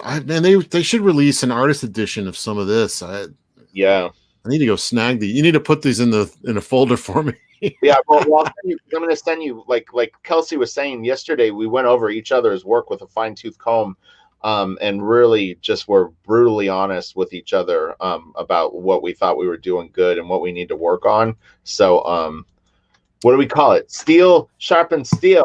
Yeah, there you go.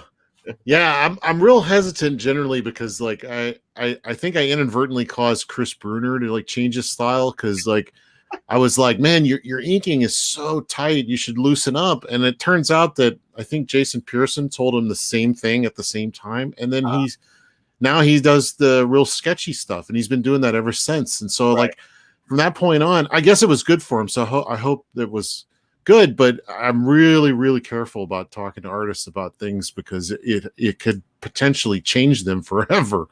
So you got to be careful. It's like the butterfly effect, but present day. Yeah. I like this page. This is a good page. I was actually a big fan of Chris Bruner's stuff. He did, what was it, like 3 issues of Punisher or something like that? Or was it Batman? It was a Batman Legends of the Dark Knight that is legendary. It is so intensely drawn. Yeah. It's remarkable stuff. Chris Bruner, if you guys haven't seen him, you're going to be amazed. We should go over that series one day because I always kept those comics like out. Yeah, this is fun. I love his buildings. I do. The little antennas and stuff. Yeah. Oh, this like stuff up here? Yeah, I love all the little rooftop stuff that he does. He gives you just enough too. I mean, this isn't like this doesn't look tedious to ink, or draw, like where you look at it and go, oh God, what a pain in the ass that would have been. This just looks fun and like, you're filling space, but you're telling the story and it's dynamic and you're using your time efficiently. All these shots are great.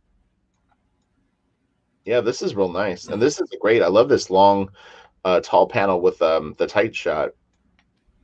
I think Jay Lee is saying he posted some of my earliest work. Is that me or Todd's? Oh goodness. Oh, Todd posted some of his earliest work. I don't know. I don't know. What are you saying, Jay? Yeah. Um. Oh yeah, this is great, man. I just got lost in this for a second. No worries, no worries. I got some. love the borders when he started playing with that and the little spider in there in the web borders. God, that's so fun, man. I know, I know. Yeah. Well, don't be surprised if you don't start seeing some of this in my. Look at the ink here. Boy, it really changed color. Whoa. Oh, no, it's nothing spilled on it. That's actually just the ink. Yeah, he was really using probably some random materials, like, hey Wanda, do you got a pen? I got to fill in some blacks. She's like, yeah, there's like one in my purse. He's like, all right. Oh, it was James's pencils and my inks. God, I don't even remember that. That's hilarious. I'll have to go look at that. Yeah. That was a long time ago. We're talking like probably 95-ish, I'm guessing. No. Yeah, maybe even earlier. Around there. 94, 95. Oh, yeah. Page again. Sorry. There was. So this is interesting. I have this original without the news clippings behind it. So we'll see this piece again, but we can take a glance at it here. But these are nice, very, very delicate inks, actually. And it's so much structure. Look at that face. That's a lot of structure in that face. Yep. All of these actually. McFarlane. Look at the Spider-Man's heads finally coming into shape. Yeah, this is a great pose on Spidey too. Man alive, that is kick-ass. The hands, the fingers look great. I'm a big fan of his Wolverine too. Like the Wolverine where he shows up in Spider-Man with Wendigo and stuff. And he had this really gnarly hand-rolled cigarette that's like the only way Todd could do it. It's like it's memorable stuff. He had the little smoke trails going everywhere. This back fist is badass. The one going like between Wolverine's legs, man, so good.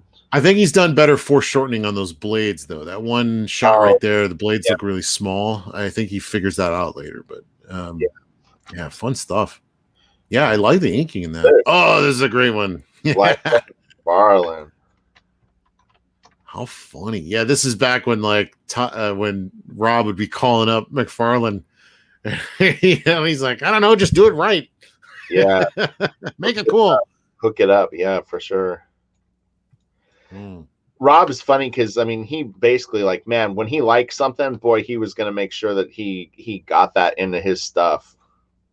Yeah, he has that enthusiasm. I look at those guys as like that's that energy level. They had it in person, and their work reflects that, and so it's a lesson, constant lesson to me to keep my energy up, and make this fun. Yeah. But since we're talking shop and these are people that enjoy the shop talk, we can get into the nitty gritty of being.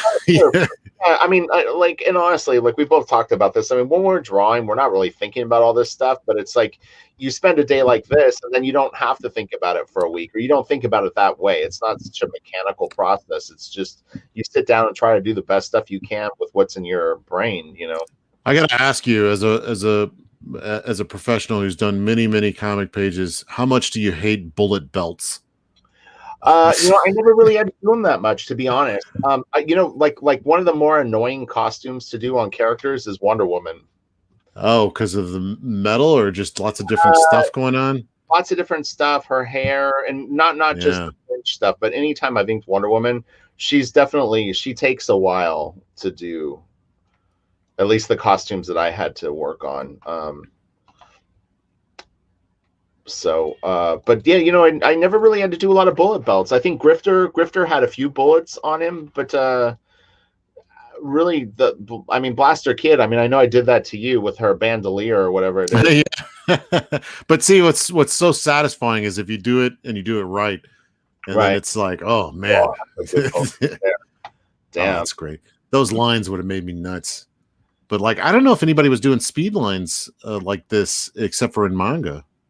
I don't know where he got it from. Oh, and I know that might have been on a KFAB video that there was a swipe that Todd had done from Akira. My friend James is, I think, probably watching this. I saw him in the comment before. But I think Todd bit a little Atomo in one of his pages. Dustin Rogers says, I was just looking at Mike Zeck did up to Amazing Spider-Man 294.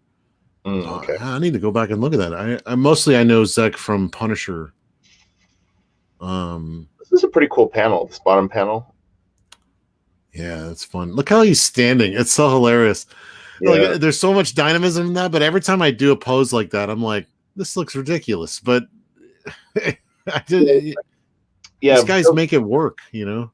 Yeah, his knee is just melting. It's like I don't even know what's going on with his like back leg, but it doesn't really matter. It doesn't. It looks cool. Look at that. Venom is great. That is so good. That shoulder muscle isn't entirely correct, but it looks great. Yeah. You mean like right here? Yeah, that it's close. It's really close, but it looks really meaty and muscly, and it looks like it's all tense. Yeah. And is that his knee right there? Yeah. It's a very small leg. It's not really. This is Spider-Man's knee. Okay, I get it. Good eye. Yeah, it's Spidey's knee and foot. Yeah, good stuff. I actually love this shot. I want to steal this where you're seeing the water. You're seeing underwater and above water. I really like that. That's fun. He's a clever guy. Yeah. Oh, yeah. That's a big signature on that. This must have been like a this is an original page, so I guess this is funny because this hair reminds me of Ethan Van Sciver when he was doing what's his name? The Trent Kanuga guy would do hair like this. It looks so goofy to me. Yeah. The curly hair. It's very 70s. Yeah, it's like that mustache though is tripping me out because it's like it's growing hair off of hair. You know, right. His eyebrows too. Like Todd's just like, oh, big beefy eyebrows. What Trent Kanuga's book is called Creech? Is that right? Or Creed. Creed. Yeah. Yeah. Like everybody's favorite band, Creed. Right. Just like Pearl Jam. Yeah. I like those guys. Come on.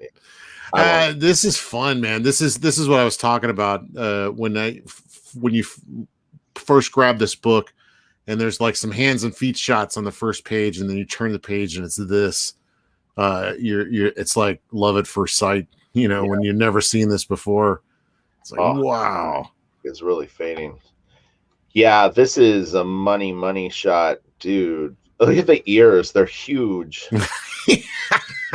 It looks like he's either got the worst case of cauliflower ear or like a big that's hilarious. I mean, it's so ridiculous, but gosh, man, it's got that excitement in it in spades. Oh man, yeah. It reads fairly clear, all things considered. I mean, it's there's a lot of like line weight, but I mean, overall, I mean, I don't have to work that hard to see everything that he's showing me. You know, like even this back arm, it actually pops pretty decent. This right here, you know, he was Creed's still better than Nickelback, that's for sure. I'm sorry, go ahead. I'm reading the chat. supposedly, well, I don't know. I'm a big fan of Devin Townsend, and Devin Townsend was kind of complimenting Nickelback. I've never listened to him, so I don't really know their music. I don't either, so I could be missing out. Yeah. Wow, that's freaking killer, man. Who in the chat like Strapping Young Lad? I've been really getting into Strapping Young Lad, which is Devin Townsend's like earlier band. Oh my god, I've never heard of him. Oh, dude, it's brutal. So it's like crazy. It's really good. Leg Kick says Todd went to college at Eastern Washington University. His brother-in-law is a friend of mine. That's fun. Oh wow, dude, that's crazy. I wonder what his brother-in-law does. It's got a normal job, probably. And these buildings look fine. You know, there's enough detail and stuff like that. It works. I love it. They're like million window buildings, but you know, who cares? Yeah. I mean, he lives in a city that's like Blade Runner, you know. Right. Oh yeah. It's so great. Yeah, fun stuff.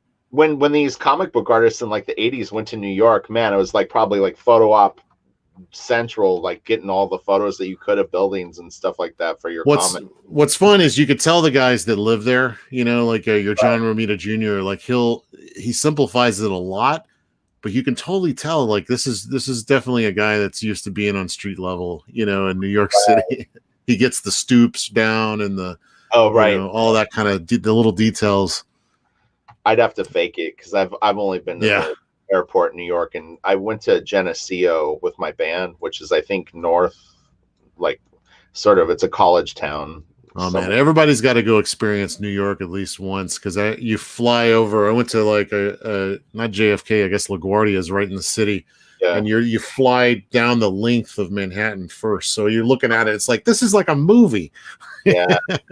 Yeah, right. Like you've seen it like in movies and stuff. Yeah, and then when you're right down in the middle of it, you're like, I feel like I'm in the middle of all these people, but I could easily get lost so easily, So now I know you say that you have like stuff. a little bit of social anxiety. Like just even the thought of going to a city as big as New York kind of actually makes me a little nervous. No, oddly enough, you're very alone, even though there's like people everywhere. Like you feel very isolated. It's kind of an odd thing. Yeah. That is true. Yeah, this is great. His line work is so thin in this. He got rid of the round head on Spidey, that's for sure. Years later. He's got some of my giant elongated head going on.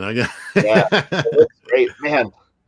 It's interesting too. Is I wonder like how huge of a Spider-Man fan Todd was like before he broke in. Like was that the prize? That was the target, or was there maybe another book at Marvel that he would have preferred to do? Well, looking at his early sketches, he didn't seem to draw Spider-Man all that much. Right. Like I said, it seems like Todd was a monster guy that kind of fell into superheroes because that was what you did to work in comics. And like that's why when Spawn comes out, it was like a monster comic meets Spider-Man, Right. This is cool. This is kind of goes to the like how to do shortcuts that don't feel like shortcuts. Yeah, that table is actually 12 feet long. Right. It's interesting though, but it's enough to let me know where it is. I definitely get at times like a little bit of like a Frank Miller, like just a touch of Frank Miller. I don't know because you figure in the 80s Frank was huge. You know what I mean? He was doing Ronin and you've got, obviously Dark Knight Returns and Daredevil. He had a lot of like cool shit out. But yeah, occasionally I feel like there's a little bit of Frank Miller and Todd stuff. Yeah. Devin Townsend's Ocean Machine is a brilliant album, by the way. I don't know. Yeah, it is. I love that lettering. This, that was a lot of fun. Has a little bit of a Robert Crumb vibe. Yeah, he didn't letter everything, right? But he did his. I guess he did his own. Yeah, they went with this too. It's interesting because you see the letterer actually. If I don't know if the letterer did this or if Todd did this, but this had to have been Todd. It looks like Todd. the letterer mimicked it because there was other pages or other credits pages, and he actually kind of kept that sort of font. How funny! This is really cool. Yeah, that's great. I mean, the pose is like questionable, but yeah, like the pose is kind of weird. Like, where's the other leg? Yeah, and the shoulders aren't kind of moving with the, it's straight, but it's like you can't even do that. I really love the way that he does the forearm and the wrist and the hand is just really, man, it's so dynamic. Todd tried out for the Blue Jays. Him and Frazetta could have been major league players. That's hilarious. Alternate realities, man. In another world. I know. Todd McFarlane would have been a baseball player. I'm trying to remember what team Geddy Lee is a fan of. Geddy Lee is a big baseball. He's got one of the Canadian Apple Jacks, right? Aren't they Canadian? The Apple Jacks? No. Rush. Oh yeah. That's why they sing about wizards and shit like that. Right. I love Rush, actually. I this is fun, man. Look at the package on Spidey, man. At least Todd's giving our man some hero proportions. Right. I would feel self-conscious doing a pose like this. I really would. Like there's times where I'm drawing like, oh man, it would be great if if they're going this way, but then I'm like, I'm going to be looking at his taint, I don't want to, I don't know if I want to do that. But yeah, Todd had no fear. yeah. I am not even sure. Like, it's funny because you cross those bridges sometimes with art. I remember years ago thinking like, would I draw like a vagina? Like if well, Yeah. because people do commissions, and they'll do like hardcore stuff, and it's like, if someone offered you $2,000 to do Scarlet Witch like naked, where you full like exposure, would you do it or would you not do it? Like, what's your line that you won't cross kind of deal? It feels weird doing it, to be honest with you, because I've messed around with it a little bit. I'm a huge like heavy metal fan, and there's like boobs everywhere. But when I started drawing like nipples, it's like even on guys, it's like I don't know. This feels odd somehow. But that's why you find out like what you're made of. I could draw cleavage all day long, panty shots and whatnot. But as soon as you go nude, it feels like you're crossing a line somehow. And it's like, do I want to go that way or not? I don't know. You're a different guy after that. You're known as that guy. There was an artist. I'm going to keep it vague because he's popular with a few of the people that watch my channel. But I don't know what was going on. But about 15 years ago, it was right kind of when I first got online. So maybe in like 2005, 2007 ish. He was doing commissions that were like the like naked animal people, but they were like full on naked, and I was like, whoa. I'm like, I don't know if I would be doing commissions. I think that might have been where I was like, where would I draw the line? Yeah, if I needed money, I don't know. I don't know. Would I whore myself out? I love this. This is so fun seeing him try like heavy shadowing. Yeah. And it's interesting that he kind of outlines extreme rim lighting, Is this the Frank Miller influence that I've been talking about, possibly, or not? Maybe some Mignola too. Was Mignola doing that kind of stuff at that time? This is like 1990. Oh yeah, he's been working in comics for a few years at that point. Yeah, by 90 he was really already pulling in this heavy black. So maybe everybody was kind of like, oh yeah, let's try that. Make it darker. That could have been Miller's influence, Miller wasn't doing Sin City until what? Right around 91. Was it? Oh yeah. Yeah, you figure they did the Dark Horse Presents was about a year of Sin City before. So that stuff changed everybody. I mean, here's that weird ink again. Yeah, it's really interesting because it doesn't look like it's applied with a felt tip. It looks like brush and or actual ink, but yeah, maybe it was like a cheapo ink, like a Doc Martin dye or something. Who knows? Yeah, but that's that's Todd. He's not the millionaire yet. Right. I know I like his story about like Marvel would do shirts of like his art and then not even send him a copy of the shirt. Yeah. Much less some royalties from it, but well, that was what, and Todd said that too. He goes, it's amazing how little Marvel had to do, and I would have been very, very happy to stay there. And the fact that like literally, if they just would have paid him like just a tiny bit more and maybe sent him a shirt occasionally, like he's like I probably would have just stuck with it. Let's got some funny comments here.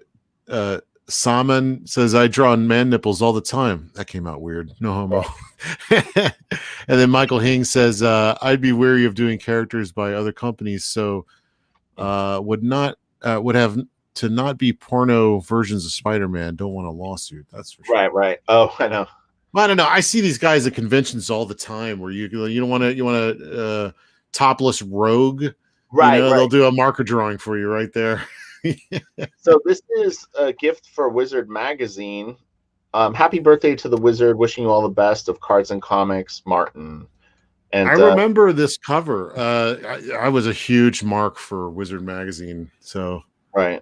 I remember this. And in fact, I have a Wizard Magazine special Spawn card in that's in one of those plastic cases that has a seal and a number, and it's Wizard magazine.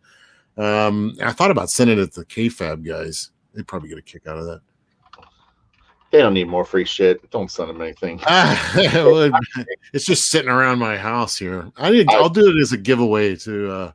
Yeah, give it to one of your fans. They can afford it. Do a super fun Sunday giveaway. Yeah, it's probably worth some dough. I mean, honestly. Oh, I have so much stuff that I want to give away. I'm slowly going through my collection and kind of organizing it. I'm going to offer some of it through Patreon first, like some of the books and stuff I'm going to sell. So, like for people on Patreon, I'll let them have first crack at the stuff. This is a really fun cover, but I'm not really sure what I'm looking at. Like that jagged, it looks like a jawbone dripping blood. What is that?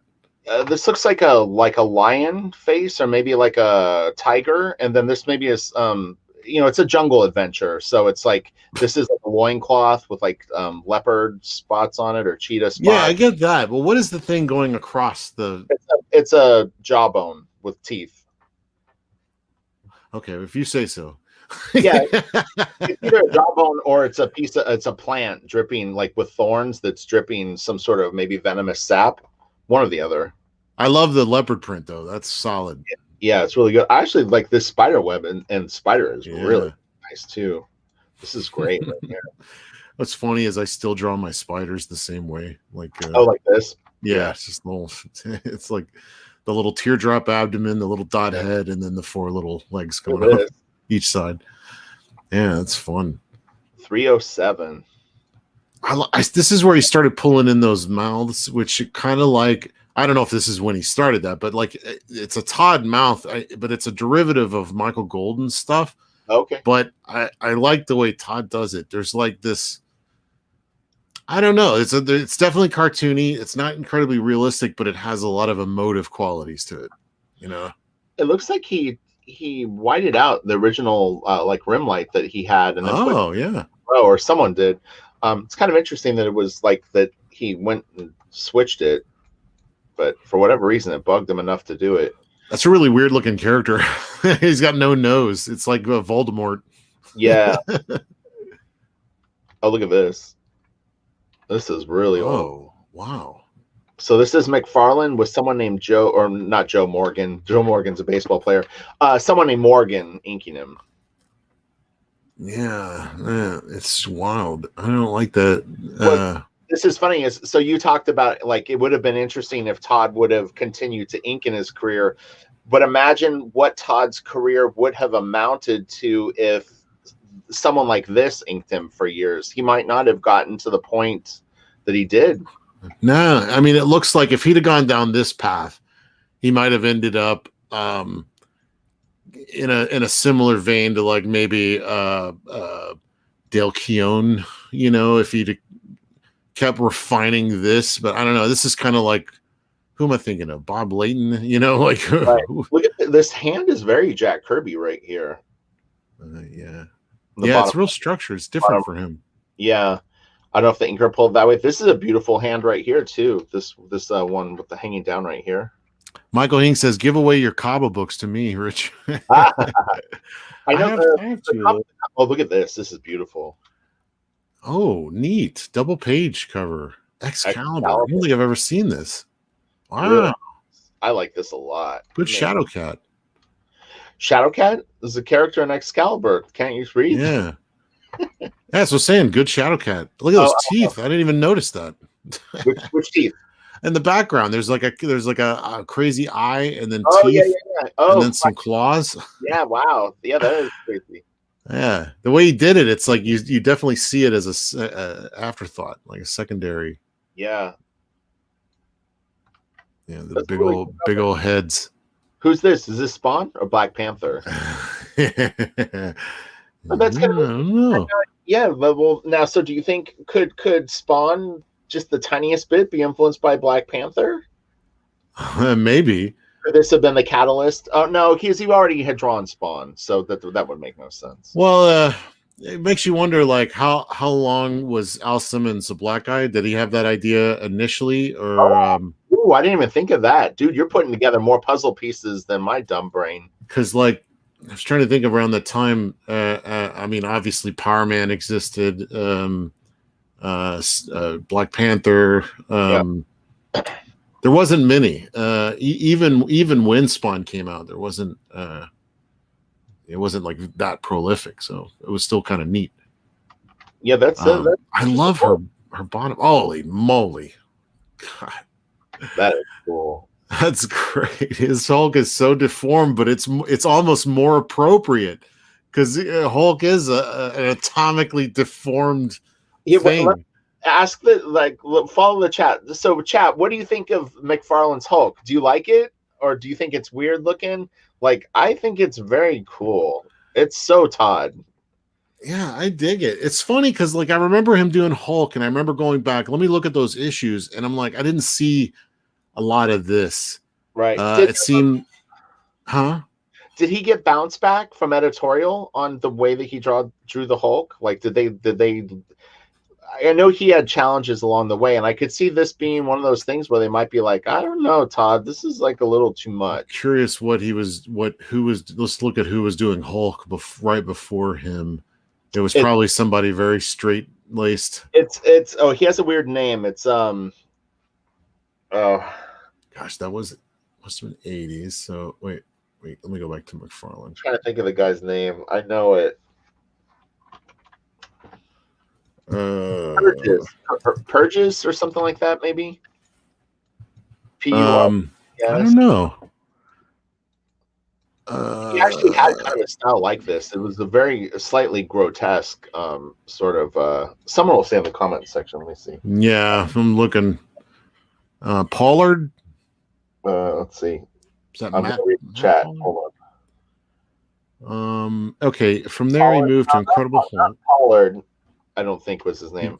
It was something with a Purges. McFarlane did it from 87 to 88 with Peter David. Who was before? So I'm looking at here. Dale Keown came way after. Disability Hulk. The Hulk Wikipedia is not very clear on it. Okay. Nah. Look at this. This really faded too. People seem to be liking the Hulk though. They like this version. Yeah. B Star Jam says Disability Hulk. Yeah, I saw that too. That's funny.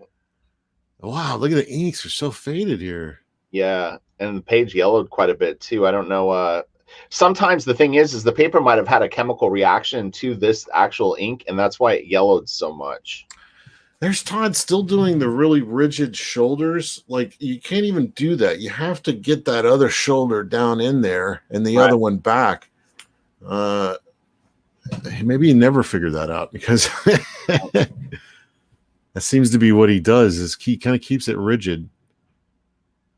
He's a good example though of coming up with your style and the way that you handle something. And as long as you keep it somewhat consistent in your world, it doesn't really matter. You know, I mean, that should be liberating for people. And it's not a criticism on Todd. It's just saying that, like, look, you know, he did it his way and it looked cool enough. He sold millions and millions of comic books. So, you know.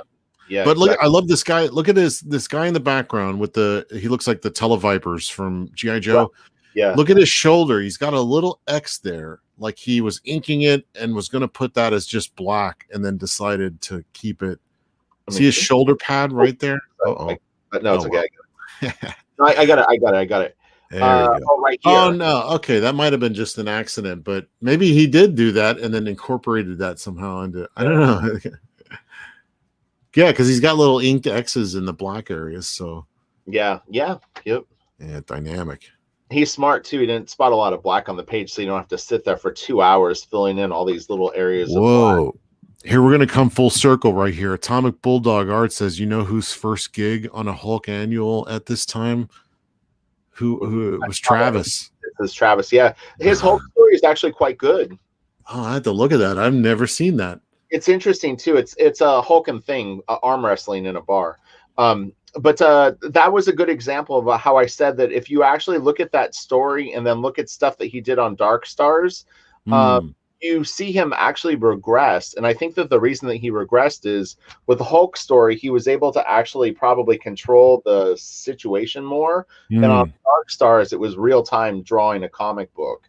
And so I'm telling you, everything goes out the window the second you are working from scripts, the second you're working on a deadline, the second you're working on characters that you're not familiar with.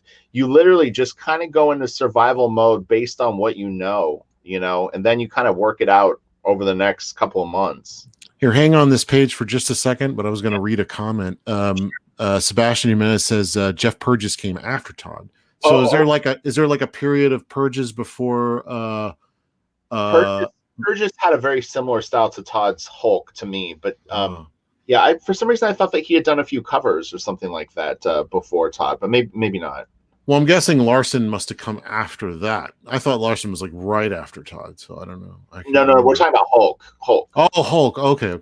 Yeah, Purges had a Hulk style that was similar to Todd's, but again, if he came after, then maybe he was just sort of carrying that torch. Now, this piece is interesting. I was going to mention like how busy this is.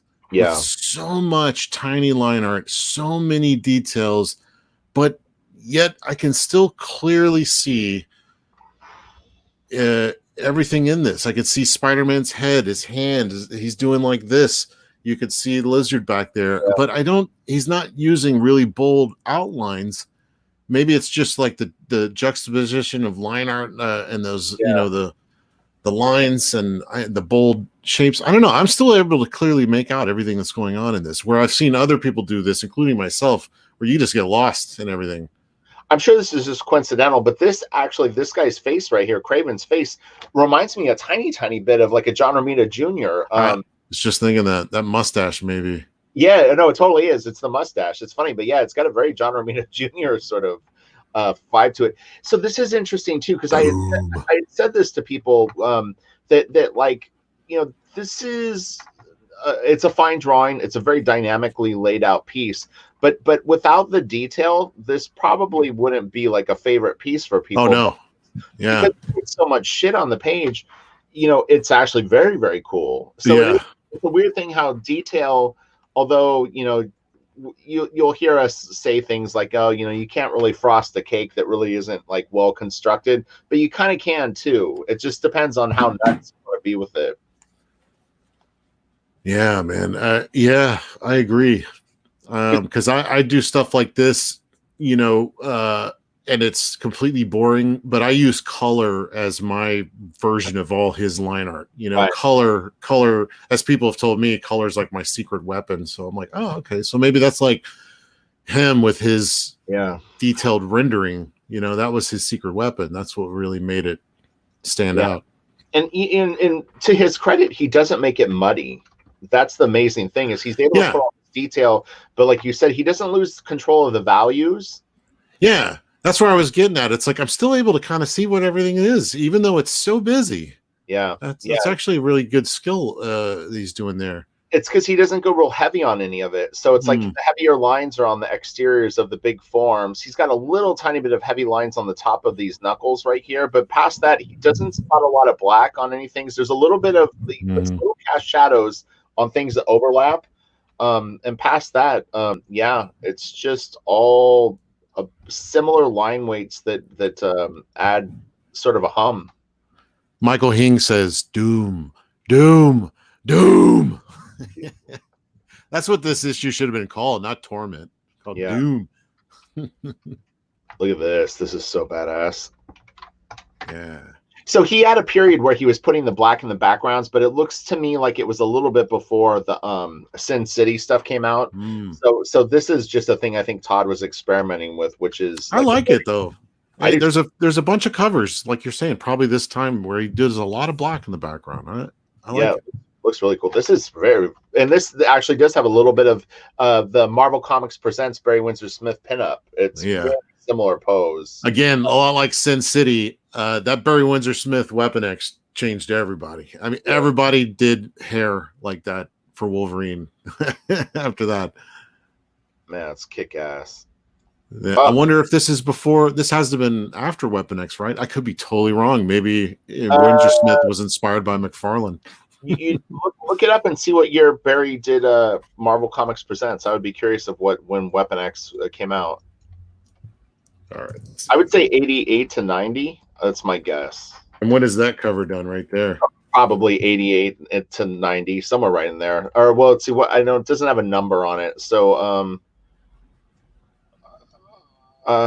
this is shit. I love the etymology of all this stuff. When who was influenced by who, what years these were. What cover is this that we're looking at right now? Is this a Spider-Man cover or is this an Amazing Spider-Man cover? Oh, I can't remember. Well, someone in the comment section will know. Yeah. Is this Spider-Man #6 cover? Let's see. Where is Marvel Comics Presents Weapon X? That was 91. Okay, 91. Yeah. God, that was really I had no idea. I thought that was earlier than that. That's right when I was getting into comics was kind of in that range. Because that's when Image was formed. So it was like a little bit before that. So that's really kind of fun to think about. This is an Amazing Spider-Man cover, leg kick says. Oh, but then Jay Lee says Spider-Man. Spider-Man. So Amazing Spider-Man leg kick. We're getting conflicting answers though. We know it's Spider-Man, but is it Amazing or Spider-Man? I think it's Spider-Man #6 cover, but I'm guessing. Oh, check this out. Leg kick says Todd's brother-in-law owned 2 warehouse buildings and sold Spawn toys. Now he sells early Spawn toys and comics on eBay. That's cool. Yeah. Good. So smart guy. So this is Spider-Man #8 cover, this one. But this is when McFarlane was writing it. That leg is impossible. And again, I would feel self-conscious doing that nice bubble butt on Spider-Man. I like Spider-Man's leg is wrapping around this one tree branch right here. Yeah, it's. I guess it's possible. You can your leg bends backwards like that, but sort of. And dude, he look at these cast shadows that he put on Spider-Man's body. Some of them are so crudely put in, but it actually looks kind of cool. Works. I thought this was a smear right here, and then I'm like, oh no, it's branches. That's such a tricky thing because I do this a lot. I love cast shadows like that, especially leaves and stuff. But when you're doing it and it's a delicate balance to make it look like what it is and not smudges. But it works. Yeah, you constantly have to pull back and make sure that it's kind of reading right. Hey, not to put a time limit on this, but I'm freaking starving. So we're almost done. We're almost done. We've got maybe just 2 or 3 more pieces. So yeah, no worries. So this is people in the chat munching down on food. I know they are. Frag is here. Frag, what's up? Hope you're feeling well. I was going to invite you to do this video with us. Frega. I love watching the old Sega commercials, and every time I do that, I think of Frega. Oh yeah, Frega. Yeah. So Dan, you'll have to come back when we do Spawn. We're gonna do the Vault editions. So. Oh yeah, that'd be so fun. I mean, he's probably got a whole bunch of stories and knowledge. And sure. Lost my lighter. Okay, well, so I guess that means I'm not smoking. I'm gonna escape for 1 second. Oh, so there's 5, maybe 8 pieces left. Well, we can go faster. Yeah. So here's a nice Venom page. I wanted to show the interiors because I really think that Todd is a real good storyteller. So it's fun. Look at the shot above. It's so silly. That shot of Venom smiling. Yeah. Well, he's always smiling, but that's so silly. It's really good though, man. So cool. Okay, check that out. Okay, let's talk some storytelling. You see how he took that one shot of Venom and broke it up into many different panels to show the animation of that is great. Yeah. I love it when I see artists do that kind of thing. Because then you're saving yourself a lot of extra work, but it totally tells the story. It's exactly what you need. And it looks cool. It's a good takeaway. Excuse me. And then he snaps it. Well, nowadays I see they just draw big panels of the same background with the character moving through it, and I'm like, oh no, look at that! It's so economical. Tells you the same kind of thing. This Crouch Spider-Man is so great. Great pose. Great pose, actually. I like I that a like lot. those two with the water and the little bridge. It's got a little bit of a Cerebus vibe. There's some Cerebus stuff early on that has a little bit of this feel with the cockroach or whatever he's called. Yeah, yeah. Yeah, they're both golden influence too, but it makes me wonder if he was looking at some of Todd's versions of that stuff too. Sticks and Stone. Woo! Look at that hair, man. I would hate to ink hair like that, but it's worth it when you do because you're like, oh, look how great this looks. Yeah. Grab But I out a like, grab out a circle template and throw in a couple of like guider lines. yeah. Oh, there you go. I didn't think about that. I was recommending that to someone who I did a review or a lesson, and I was saying that they were losing their perspective on little things like that. And I said, just have a little piece of it be like a template, and then freehand the rest, and then at least you have a little bit of structure kind of going on. This is funny; it's very warped, Oh, but wow. Look at the lines. I would go nuts. I would go nuts doing those and this almost speed has like lines. a little bit of like a Arthur Adams or I don't even know what year this. Yeah. It's like Byrne and Arthur Adams and Michael Golden had a Yeah, three-way. this is 1989. Huh. You guys probably know what was kind of going on at that point. It's very cool though. I like it a lot. Neat to Yeah, see. Batman 1989. That's why I always mark as a There is landmark. I do have a Batman cover in here somewhere. I don't think we've looked at it yet, but there's Oh, a it's so Batman cover fun. coming up. Look at Some that, heavy black usage here. It's fun. and that's a Marker. marker. Yeah, That is marker. this Is is that you think it's because it gives you that kind of flat edge or dead line that's like yeah. hard to get with tools? I've used it. I've used marker before on some stuff. Sometimes I'll go back over it with black India ink just to sort of like cement it down, but you still get the stroke of a marker. I was watching Daniel Warren Johnson, who has a YouTube thing now, and he does live streams where he's working on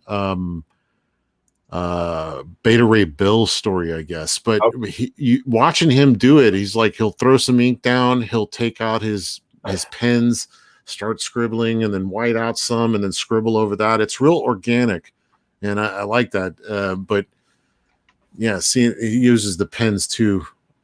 Yeah. I love that. The black of that. Look at those. Oh my god, that is such a cool Batman. See, look how he did the bat with the little lines through it. He didn't shadow it out. I love that actually. Yeah. Yeah. And look, he did his signature as like the bat symbol. It's kind of funny. Good stuff. Yeah. So just a couple more. You hang in there for one Yeah, second. yeah. You got. Oh, this is a great cover, Sandman. That was another fun issue. The Sandman and Silver Sable. Yeah. 303. Look how he was even doing the corner boxes. He was obsessed, man. He was. I know.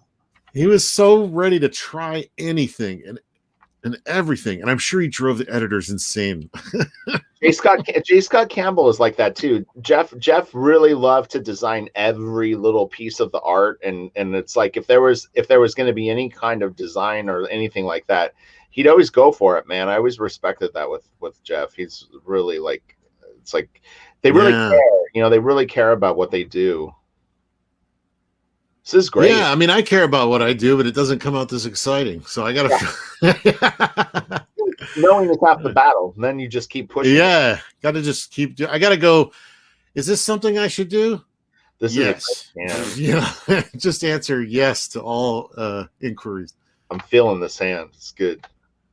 Yeah, he's a hunchback though. He's got a little bit of a hunchback going on. Yeah. But yeah, that hand is rocking.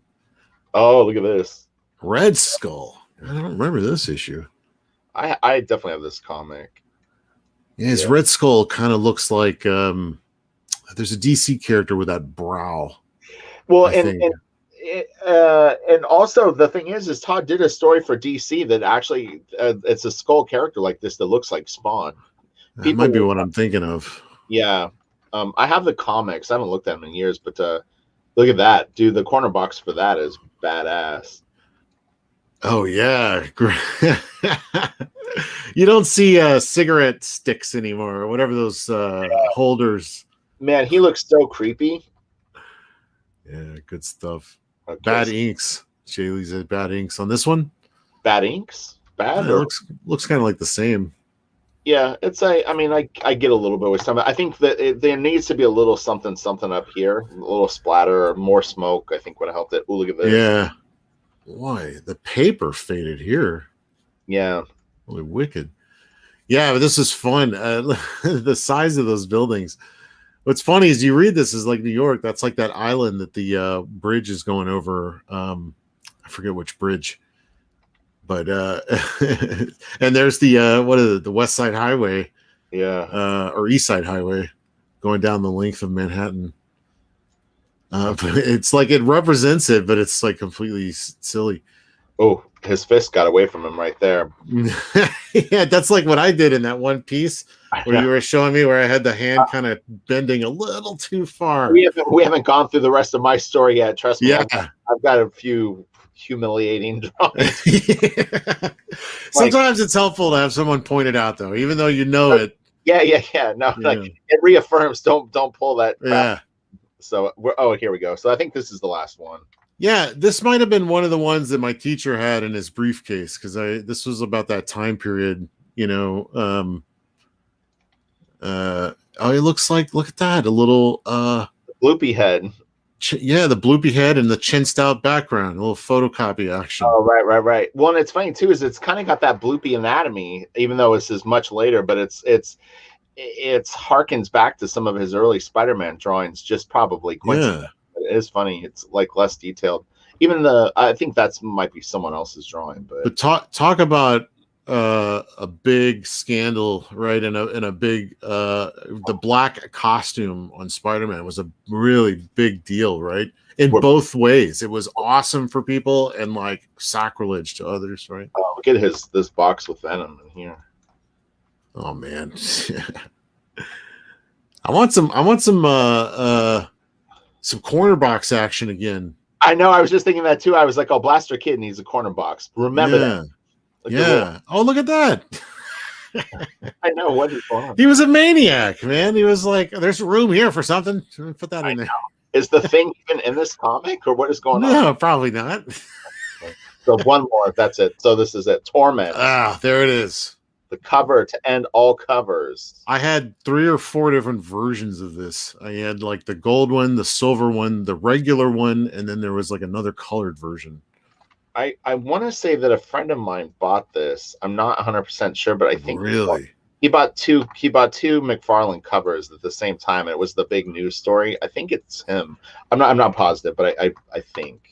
Look at his signature. He's got a little question mark, like he didn't know if he was going to ink it or he didn't know what year it was going to come out, this piece or something. That's interesting. I wonder what does that mean? I don't know.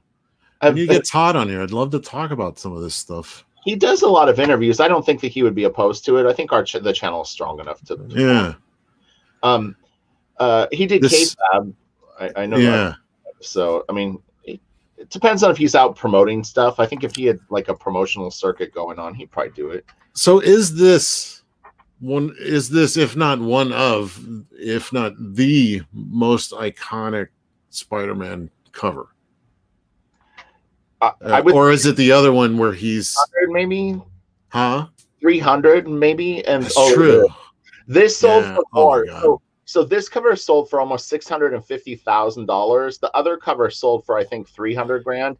But this auction was a little controversial. Like people didn't understand why this one went for so much more. So why did it? Why do you think? 2 crazy bidders is all you need. You know what I mean? If 2 people want to go, that's true. On a piece, it's gonna do what it's gonna do. It's really interesting. Composition too, because he's punching Hulk right in the nards on this cover. So I'm wondering, like, who didn't see that? You know, like Hulk actually has a very calm reaction. I would have definitely made him look more in pain based on the blow, but yeah, it's interesting. He kept it fairly, he's going, my balls. Yeah. I was determined though. I actually he was able to pull off a fairly determined look on his face, considering there's not a lot to work with. But he looks stern. Yeah. So yeah, it's good piece, good inking too. Well, that was fun. Damn. That was awesome, man. I'm all like pumped up. I got a bunch of drawing to do today too, so this is going to be fun. And then later this week we can finish my feedback. So take the day and enjoy it, and Oh yeah. we'll worry about finishing up my book. First thing I need is food Yeah, immediately. yeah. No, I get it. This went long, so we brought it. I think That was awesome. It seemed like everybody was enjoying that. You guys dug that? That was a lot of fun going through and like getting Todd stories. It'd be great to get Frege in here to get some of his Todd stories. Yeah. Everybody's got a Todd story, I think. You've been around in the business long enough. You've met him, and the number was in the signature. Oh, so the number of the book was in the signature, and then I'm just reading what. So yeah, I don't know, but yeah, no, Dan would be great to have on for Todd, and also Michael Golden, Arthur Adams, like he's definitely expertise for those guys. All right, thank you all so much for being. I know, like we've really got a stamina for this though. Now it's like gauntlet.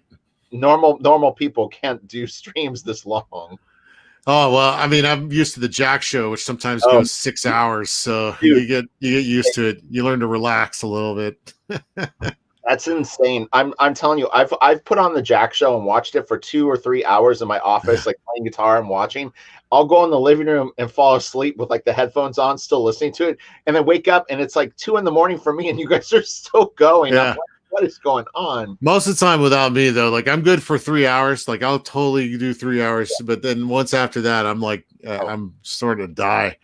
So Lars asked, let's do his post Marvel phase. We actually have it already prepared, but it was going to be so long. But I've already started recording the Spawn Vault editions. If you want a fix of Todd McFarlane Spawn, just search my channel because I've done both of the Vault edition books already. But the fun of these is actually getting Kelsey's take on them. This could almost be a subgenre of Super Fun Sunday, which is like how they got there, right. And where we go from like, right before their mega hit, to see what they were doing right before to the work that they're most known for. Like we looked at Jim Lee's, all of his X-Men stuff with that X-Men book. It'd be really fun to look at that first Wildcats 4-issue miniseries because it's very different. I feel it's much more open. I know he was doing both at the same time. So right. Well, one of the things that I did for Patreon that I started is a series where I take a look at artists' first comic work, their first pro work. So like for Travis, I did Dark Stars issue 4. And for Mark Silvestri, I'm going to go back and do there's a few choices for it, but it's like Mark did like a Submariner, like one shot. He did King Conan short stories. There's a couple of Ghost. Those are actually not. Those aren't bad. I saw those the other day. I was like, I didn't know he did Conan. Yeah, but that's even a year or two into his professional career. He also did one of those Marvel kind of what do they call those books like that Mignola did the fanfare, super specials. Oh, those were like they had a series of graphic novels at the time, right? So Mark did one of those with like the Avengers or Captain America. It's got a really weird cover with like a guy who looks like he's Egyptian, right? And he's standing as tall as like buildings. Yeah, but like Jim on Alpha Flight actually was quite good. I mean, like when I saw the Alpha Flight first issue, I was like, but Wills was inking it. Wills could draw really good at the time too. Michael Hing says McFarlathon. Yeah, we totally did it. I love it. I know. We're doing a McFarlathon. Yeah. I'll put that as a show it. So anyway, but everyone have a great day. I probably will watch this back at some point, either later today or tomorrow. Just kind of like soak in the art, like as a fan. Yeah.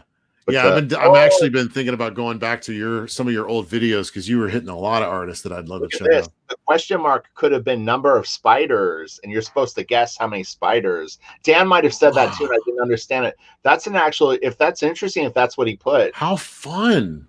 Now I want to count the spiders. Todd is all about the fans, man, and I love how he was like getting them involved even when he didn't have to. He's working on Spider-Man, and he's like, "Hey, how about this? This will be fun." I love it. I got to work on my Todd impression too. So we'll end it on this. I hope you guys will do this show next week too. So Well, we'll get into the Spawn one then. Yeah, we can. Yeah. Have you ever inked Todd for fun? No, the only thing that I've ever done of a McFarlane thing is I have a recreation that I did of Spawn double page spread. I'm trying to see. Do I have it here? I've shared it before. If you look on my Instagram, I think I posted a picture of it. But the very first comic book drawing that I did was a recreation of the double page spread from Spawn #1. I penciled, inked, and colored it, and that was my enthusiasm for his artwork bubbled up, and I did that copy. I never did any Todd. It was too intimidating to me. I went with the Jim Lee. Like I could show. We ought to show that. Like show some of our old like aping off of. Yeah. Because I have this piece of a group called Centurions that I was making. No relation to the cartoon, but it's totally Wildcats inspired. Someone needs to pack you a sandwich. Oh God, that's a good idea. I should definitely come with snacks next time. Have a little sack lunch for the game. I'll brown bag it for the next one. Yeah. All right. Well, thank you guys all so much. We really appreciate it. All right. Have a great week. Oh, Kelsey, I forgot. It's gonna be super fun. That's right. I'm working on I went and grabbed one of those, and I want to make a little opener for the next one that he can like hit the button on. And oh shit! You know what we need to do? Maybe not next week, but we have to do Kelly Jones, my Batman artist edition. Yeah. Oh!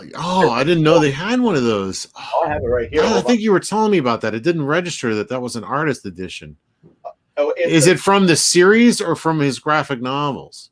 Oh, dude, this thing is so good. Kelly's hanging around these days. I know. Dude, it would be fun to get him on. I loved this stuff. This is one of the best books of this. I say that about every one of them. This is seriously huge. Oh, it's incredible.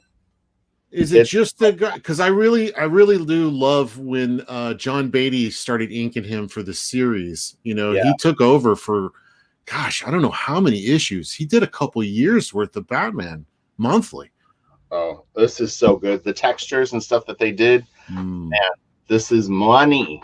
Get this today and buy all the Spawn books. You want Vault Edition 1 and 2 and The Devils and the Details.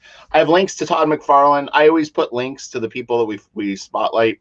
This book is thick. Thick, man. I'll have to sell my Jim Lee book so I can buy that one. Right. It's funny, like a lot of people are like noting me and telling me that they've picked up the Jim Lee book since the video. So nice. We moved a few for sure. Which is cool. I think about it a lot. I'm like, maybe I'll pull that out and look at it. I haven't looked at it since the video, to be honest. I have it by my door, but yeah. I've been wanting to look at the back matter stuff, the cards and stuff, not the pages. I'm like, I've been thinking about that in my head. It's like, let me go look at that stuff. I've got Blaster Kid on the brain. That's kind of what I'm focused on. So I was sending you a bunch of stuff that I thought, oh man, I'm excited to check it out. So inspiration. I can end it with this really fast. So what's interesting is I've never had to deal with this part of the book process, but I finished penciling and inking Crystal Planet, but now I have to do penciler stuff, which is kind of oversee the colors a little bit. Like, they want your feedback on it. Like as an inker, you're just like, oh, see you later. Yeah, exactly. You're in it for the long haul. Yeah. So this week I've actually spent like checking for any kind of corrections that need to be made.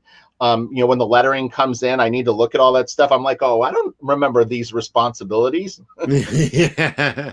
I'm like, oh, Ryan will read this email. Like Ryan. I'm like, you're in the big, yeah, exactly. You're in the big show now. You're in the hot seat. Yeah. I was like, well, I don't get paid for this. What's going on? Yes. Yeah. I'm doing Crystal Planet for Joe Satriani. Yeah. I'm in for 150 pages of that. I've got 27 done. Yeah, it's a lot of fun. I mean, it's really fun when musicians get into doing comics. It's interesting. Well, the story gets really, really good too. I'm actually, in a weird way, I'm kind of glad that it starts off with like real world stuff, and it kind of like the action starts to build in it. Yeah. By the time I'm actually comfortable drawing the book, that's when really all the stuff that you want to show off, I get to draw. So in a weird way, it'll be neat. I worked on a Nikki Six, his biopic. Gosh, I'm forgetting the name. Heroin Diaries. Yeah, that was interesting. That was a lot of fun. Yeah. So, all right, everyone, have a great day. Right. Have a fun Sunday. Make sure that you study and draw and just have fun with it. Look at Todd, humble beginnings, and he's, one of the biggest legends in the biz. Hard work, but he has fun doing it. Yeah, he did. So, all right, we'll see y'all later. Have a good one. We're signing out. Bye. Later, gang. Take off your boot.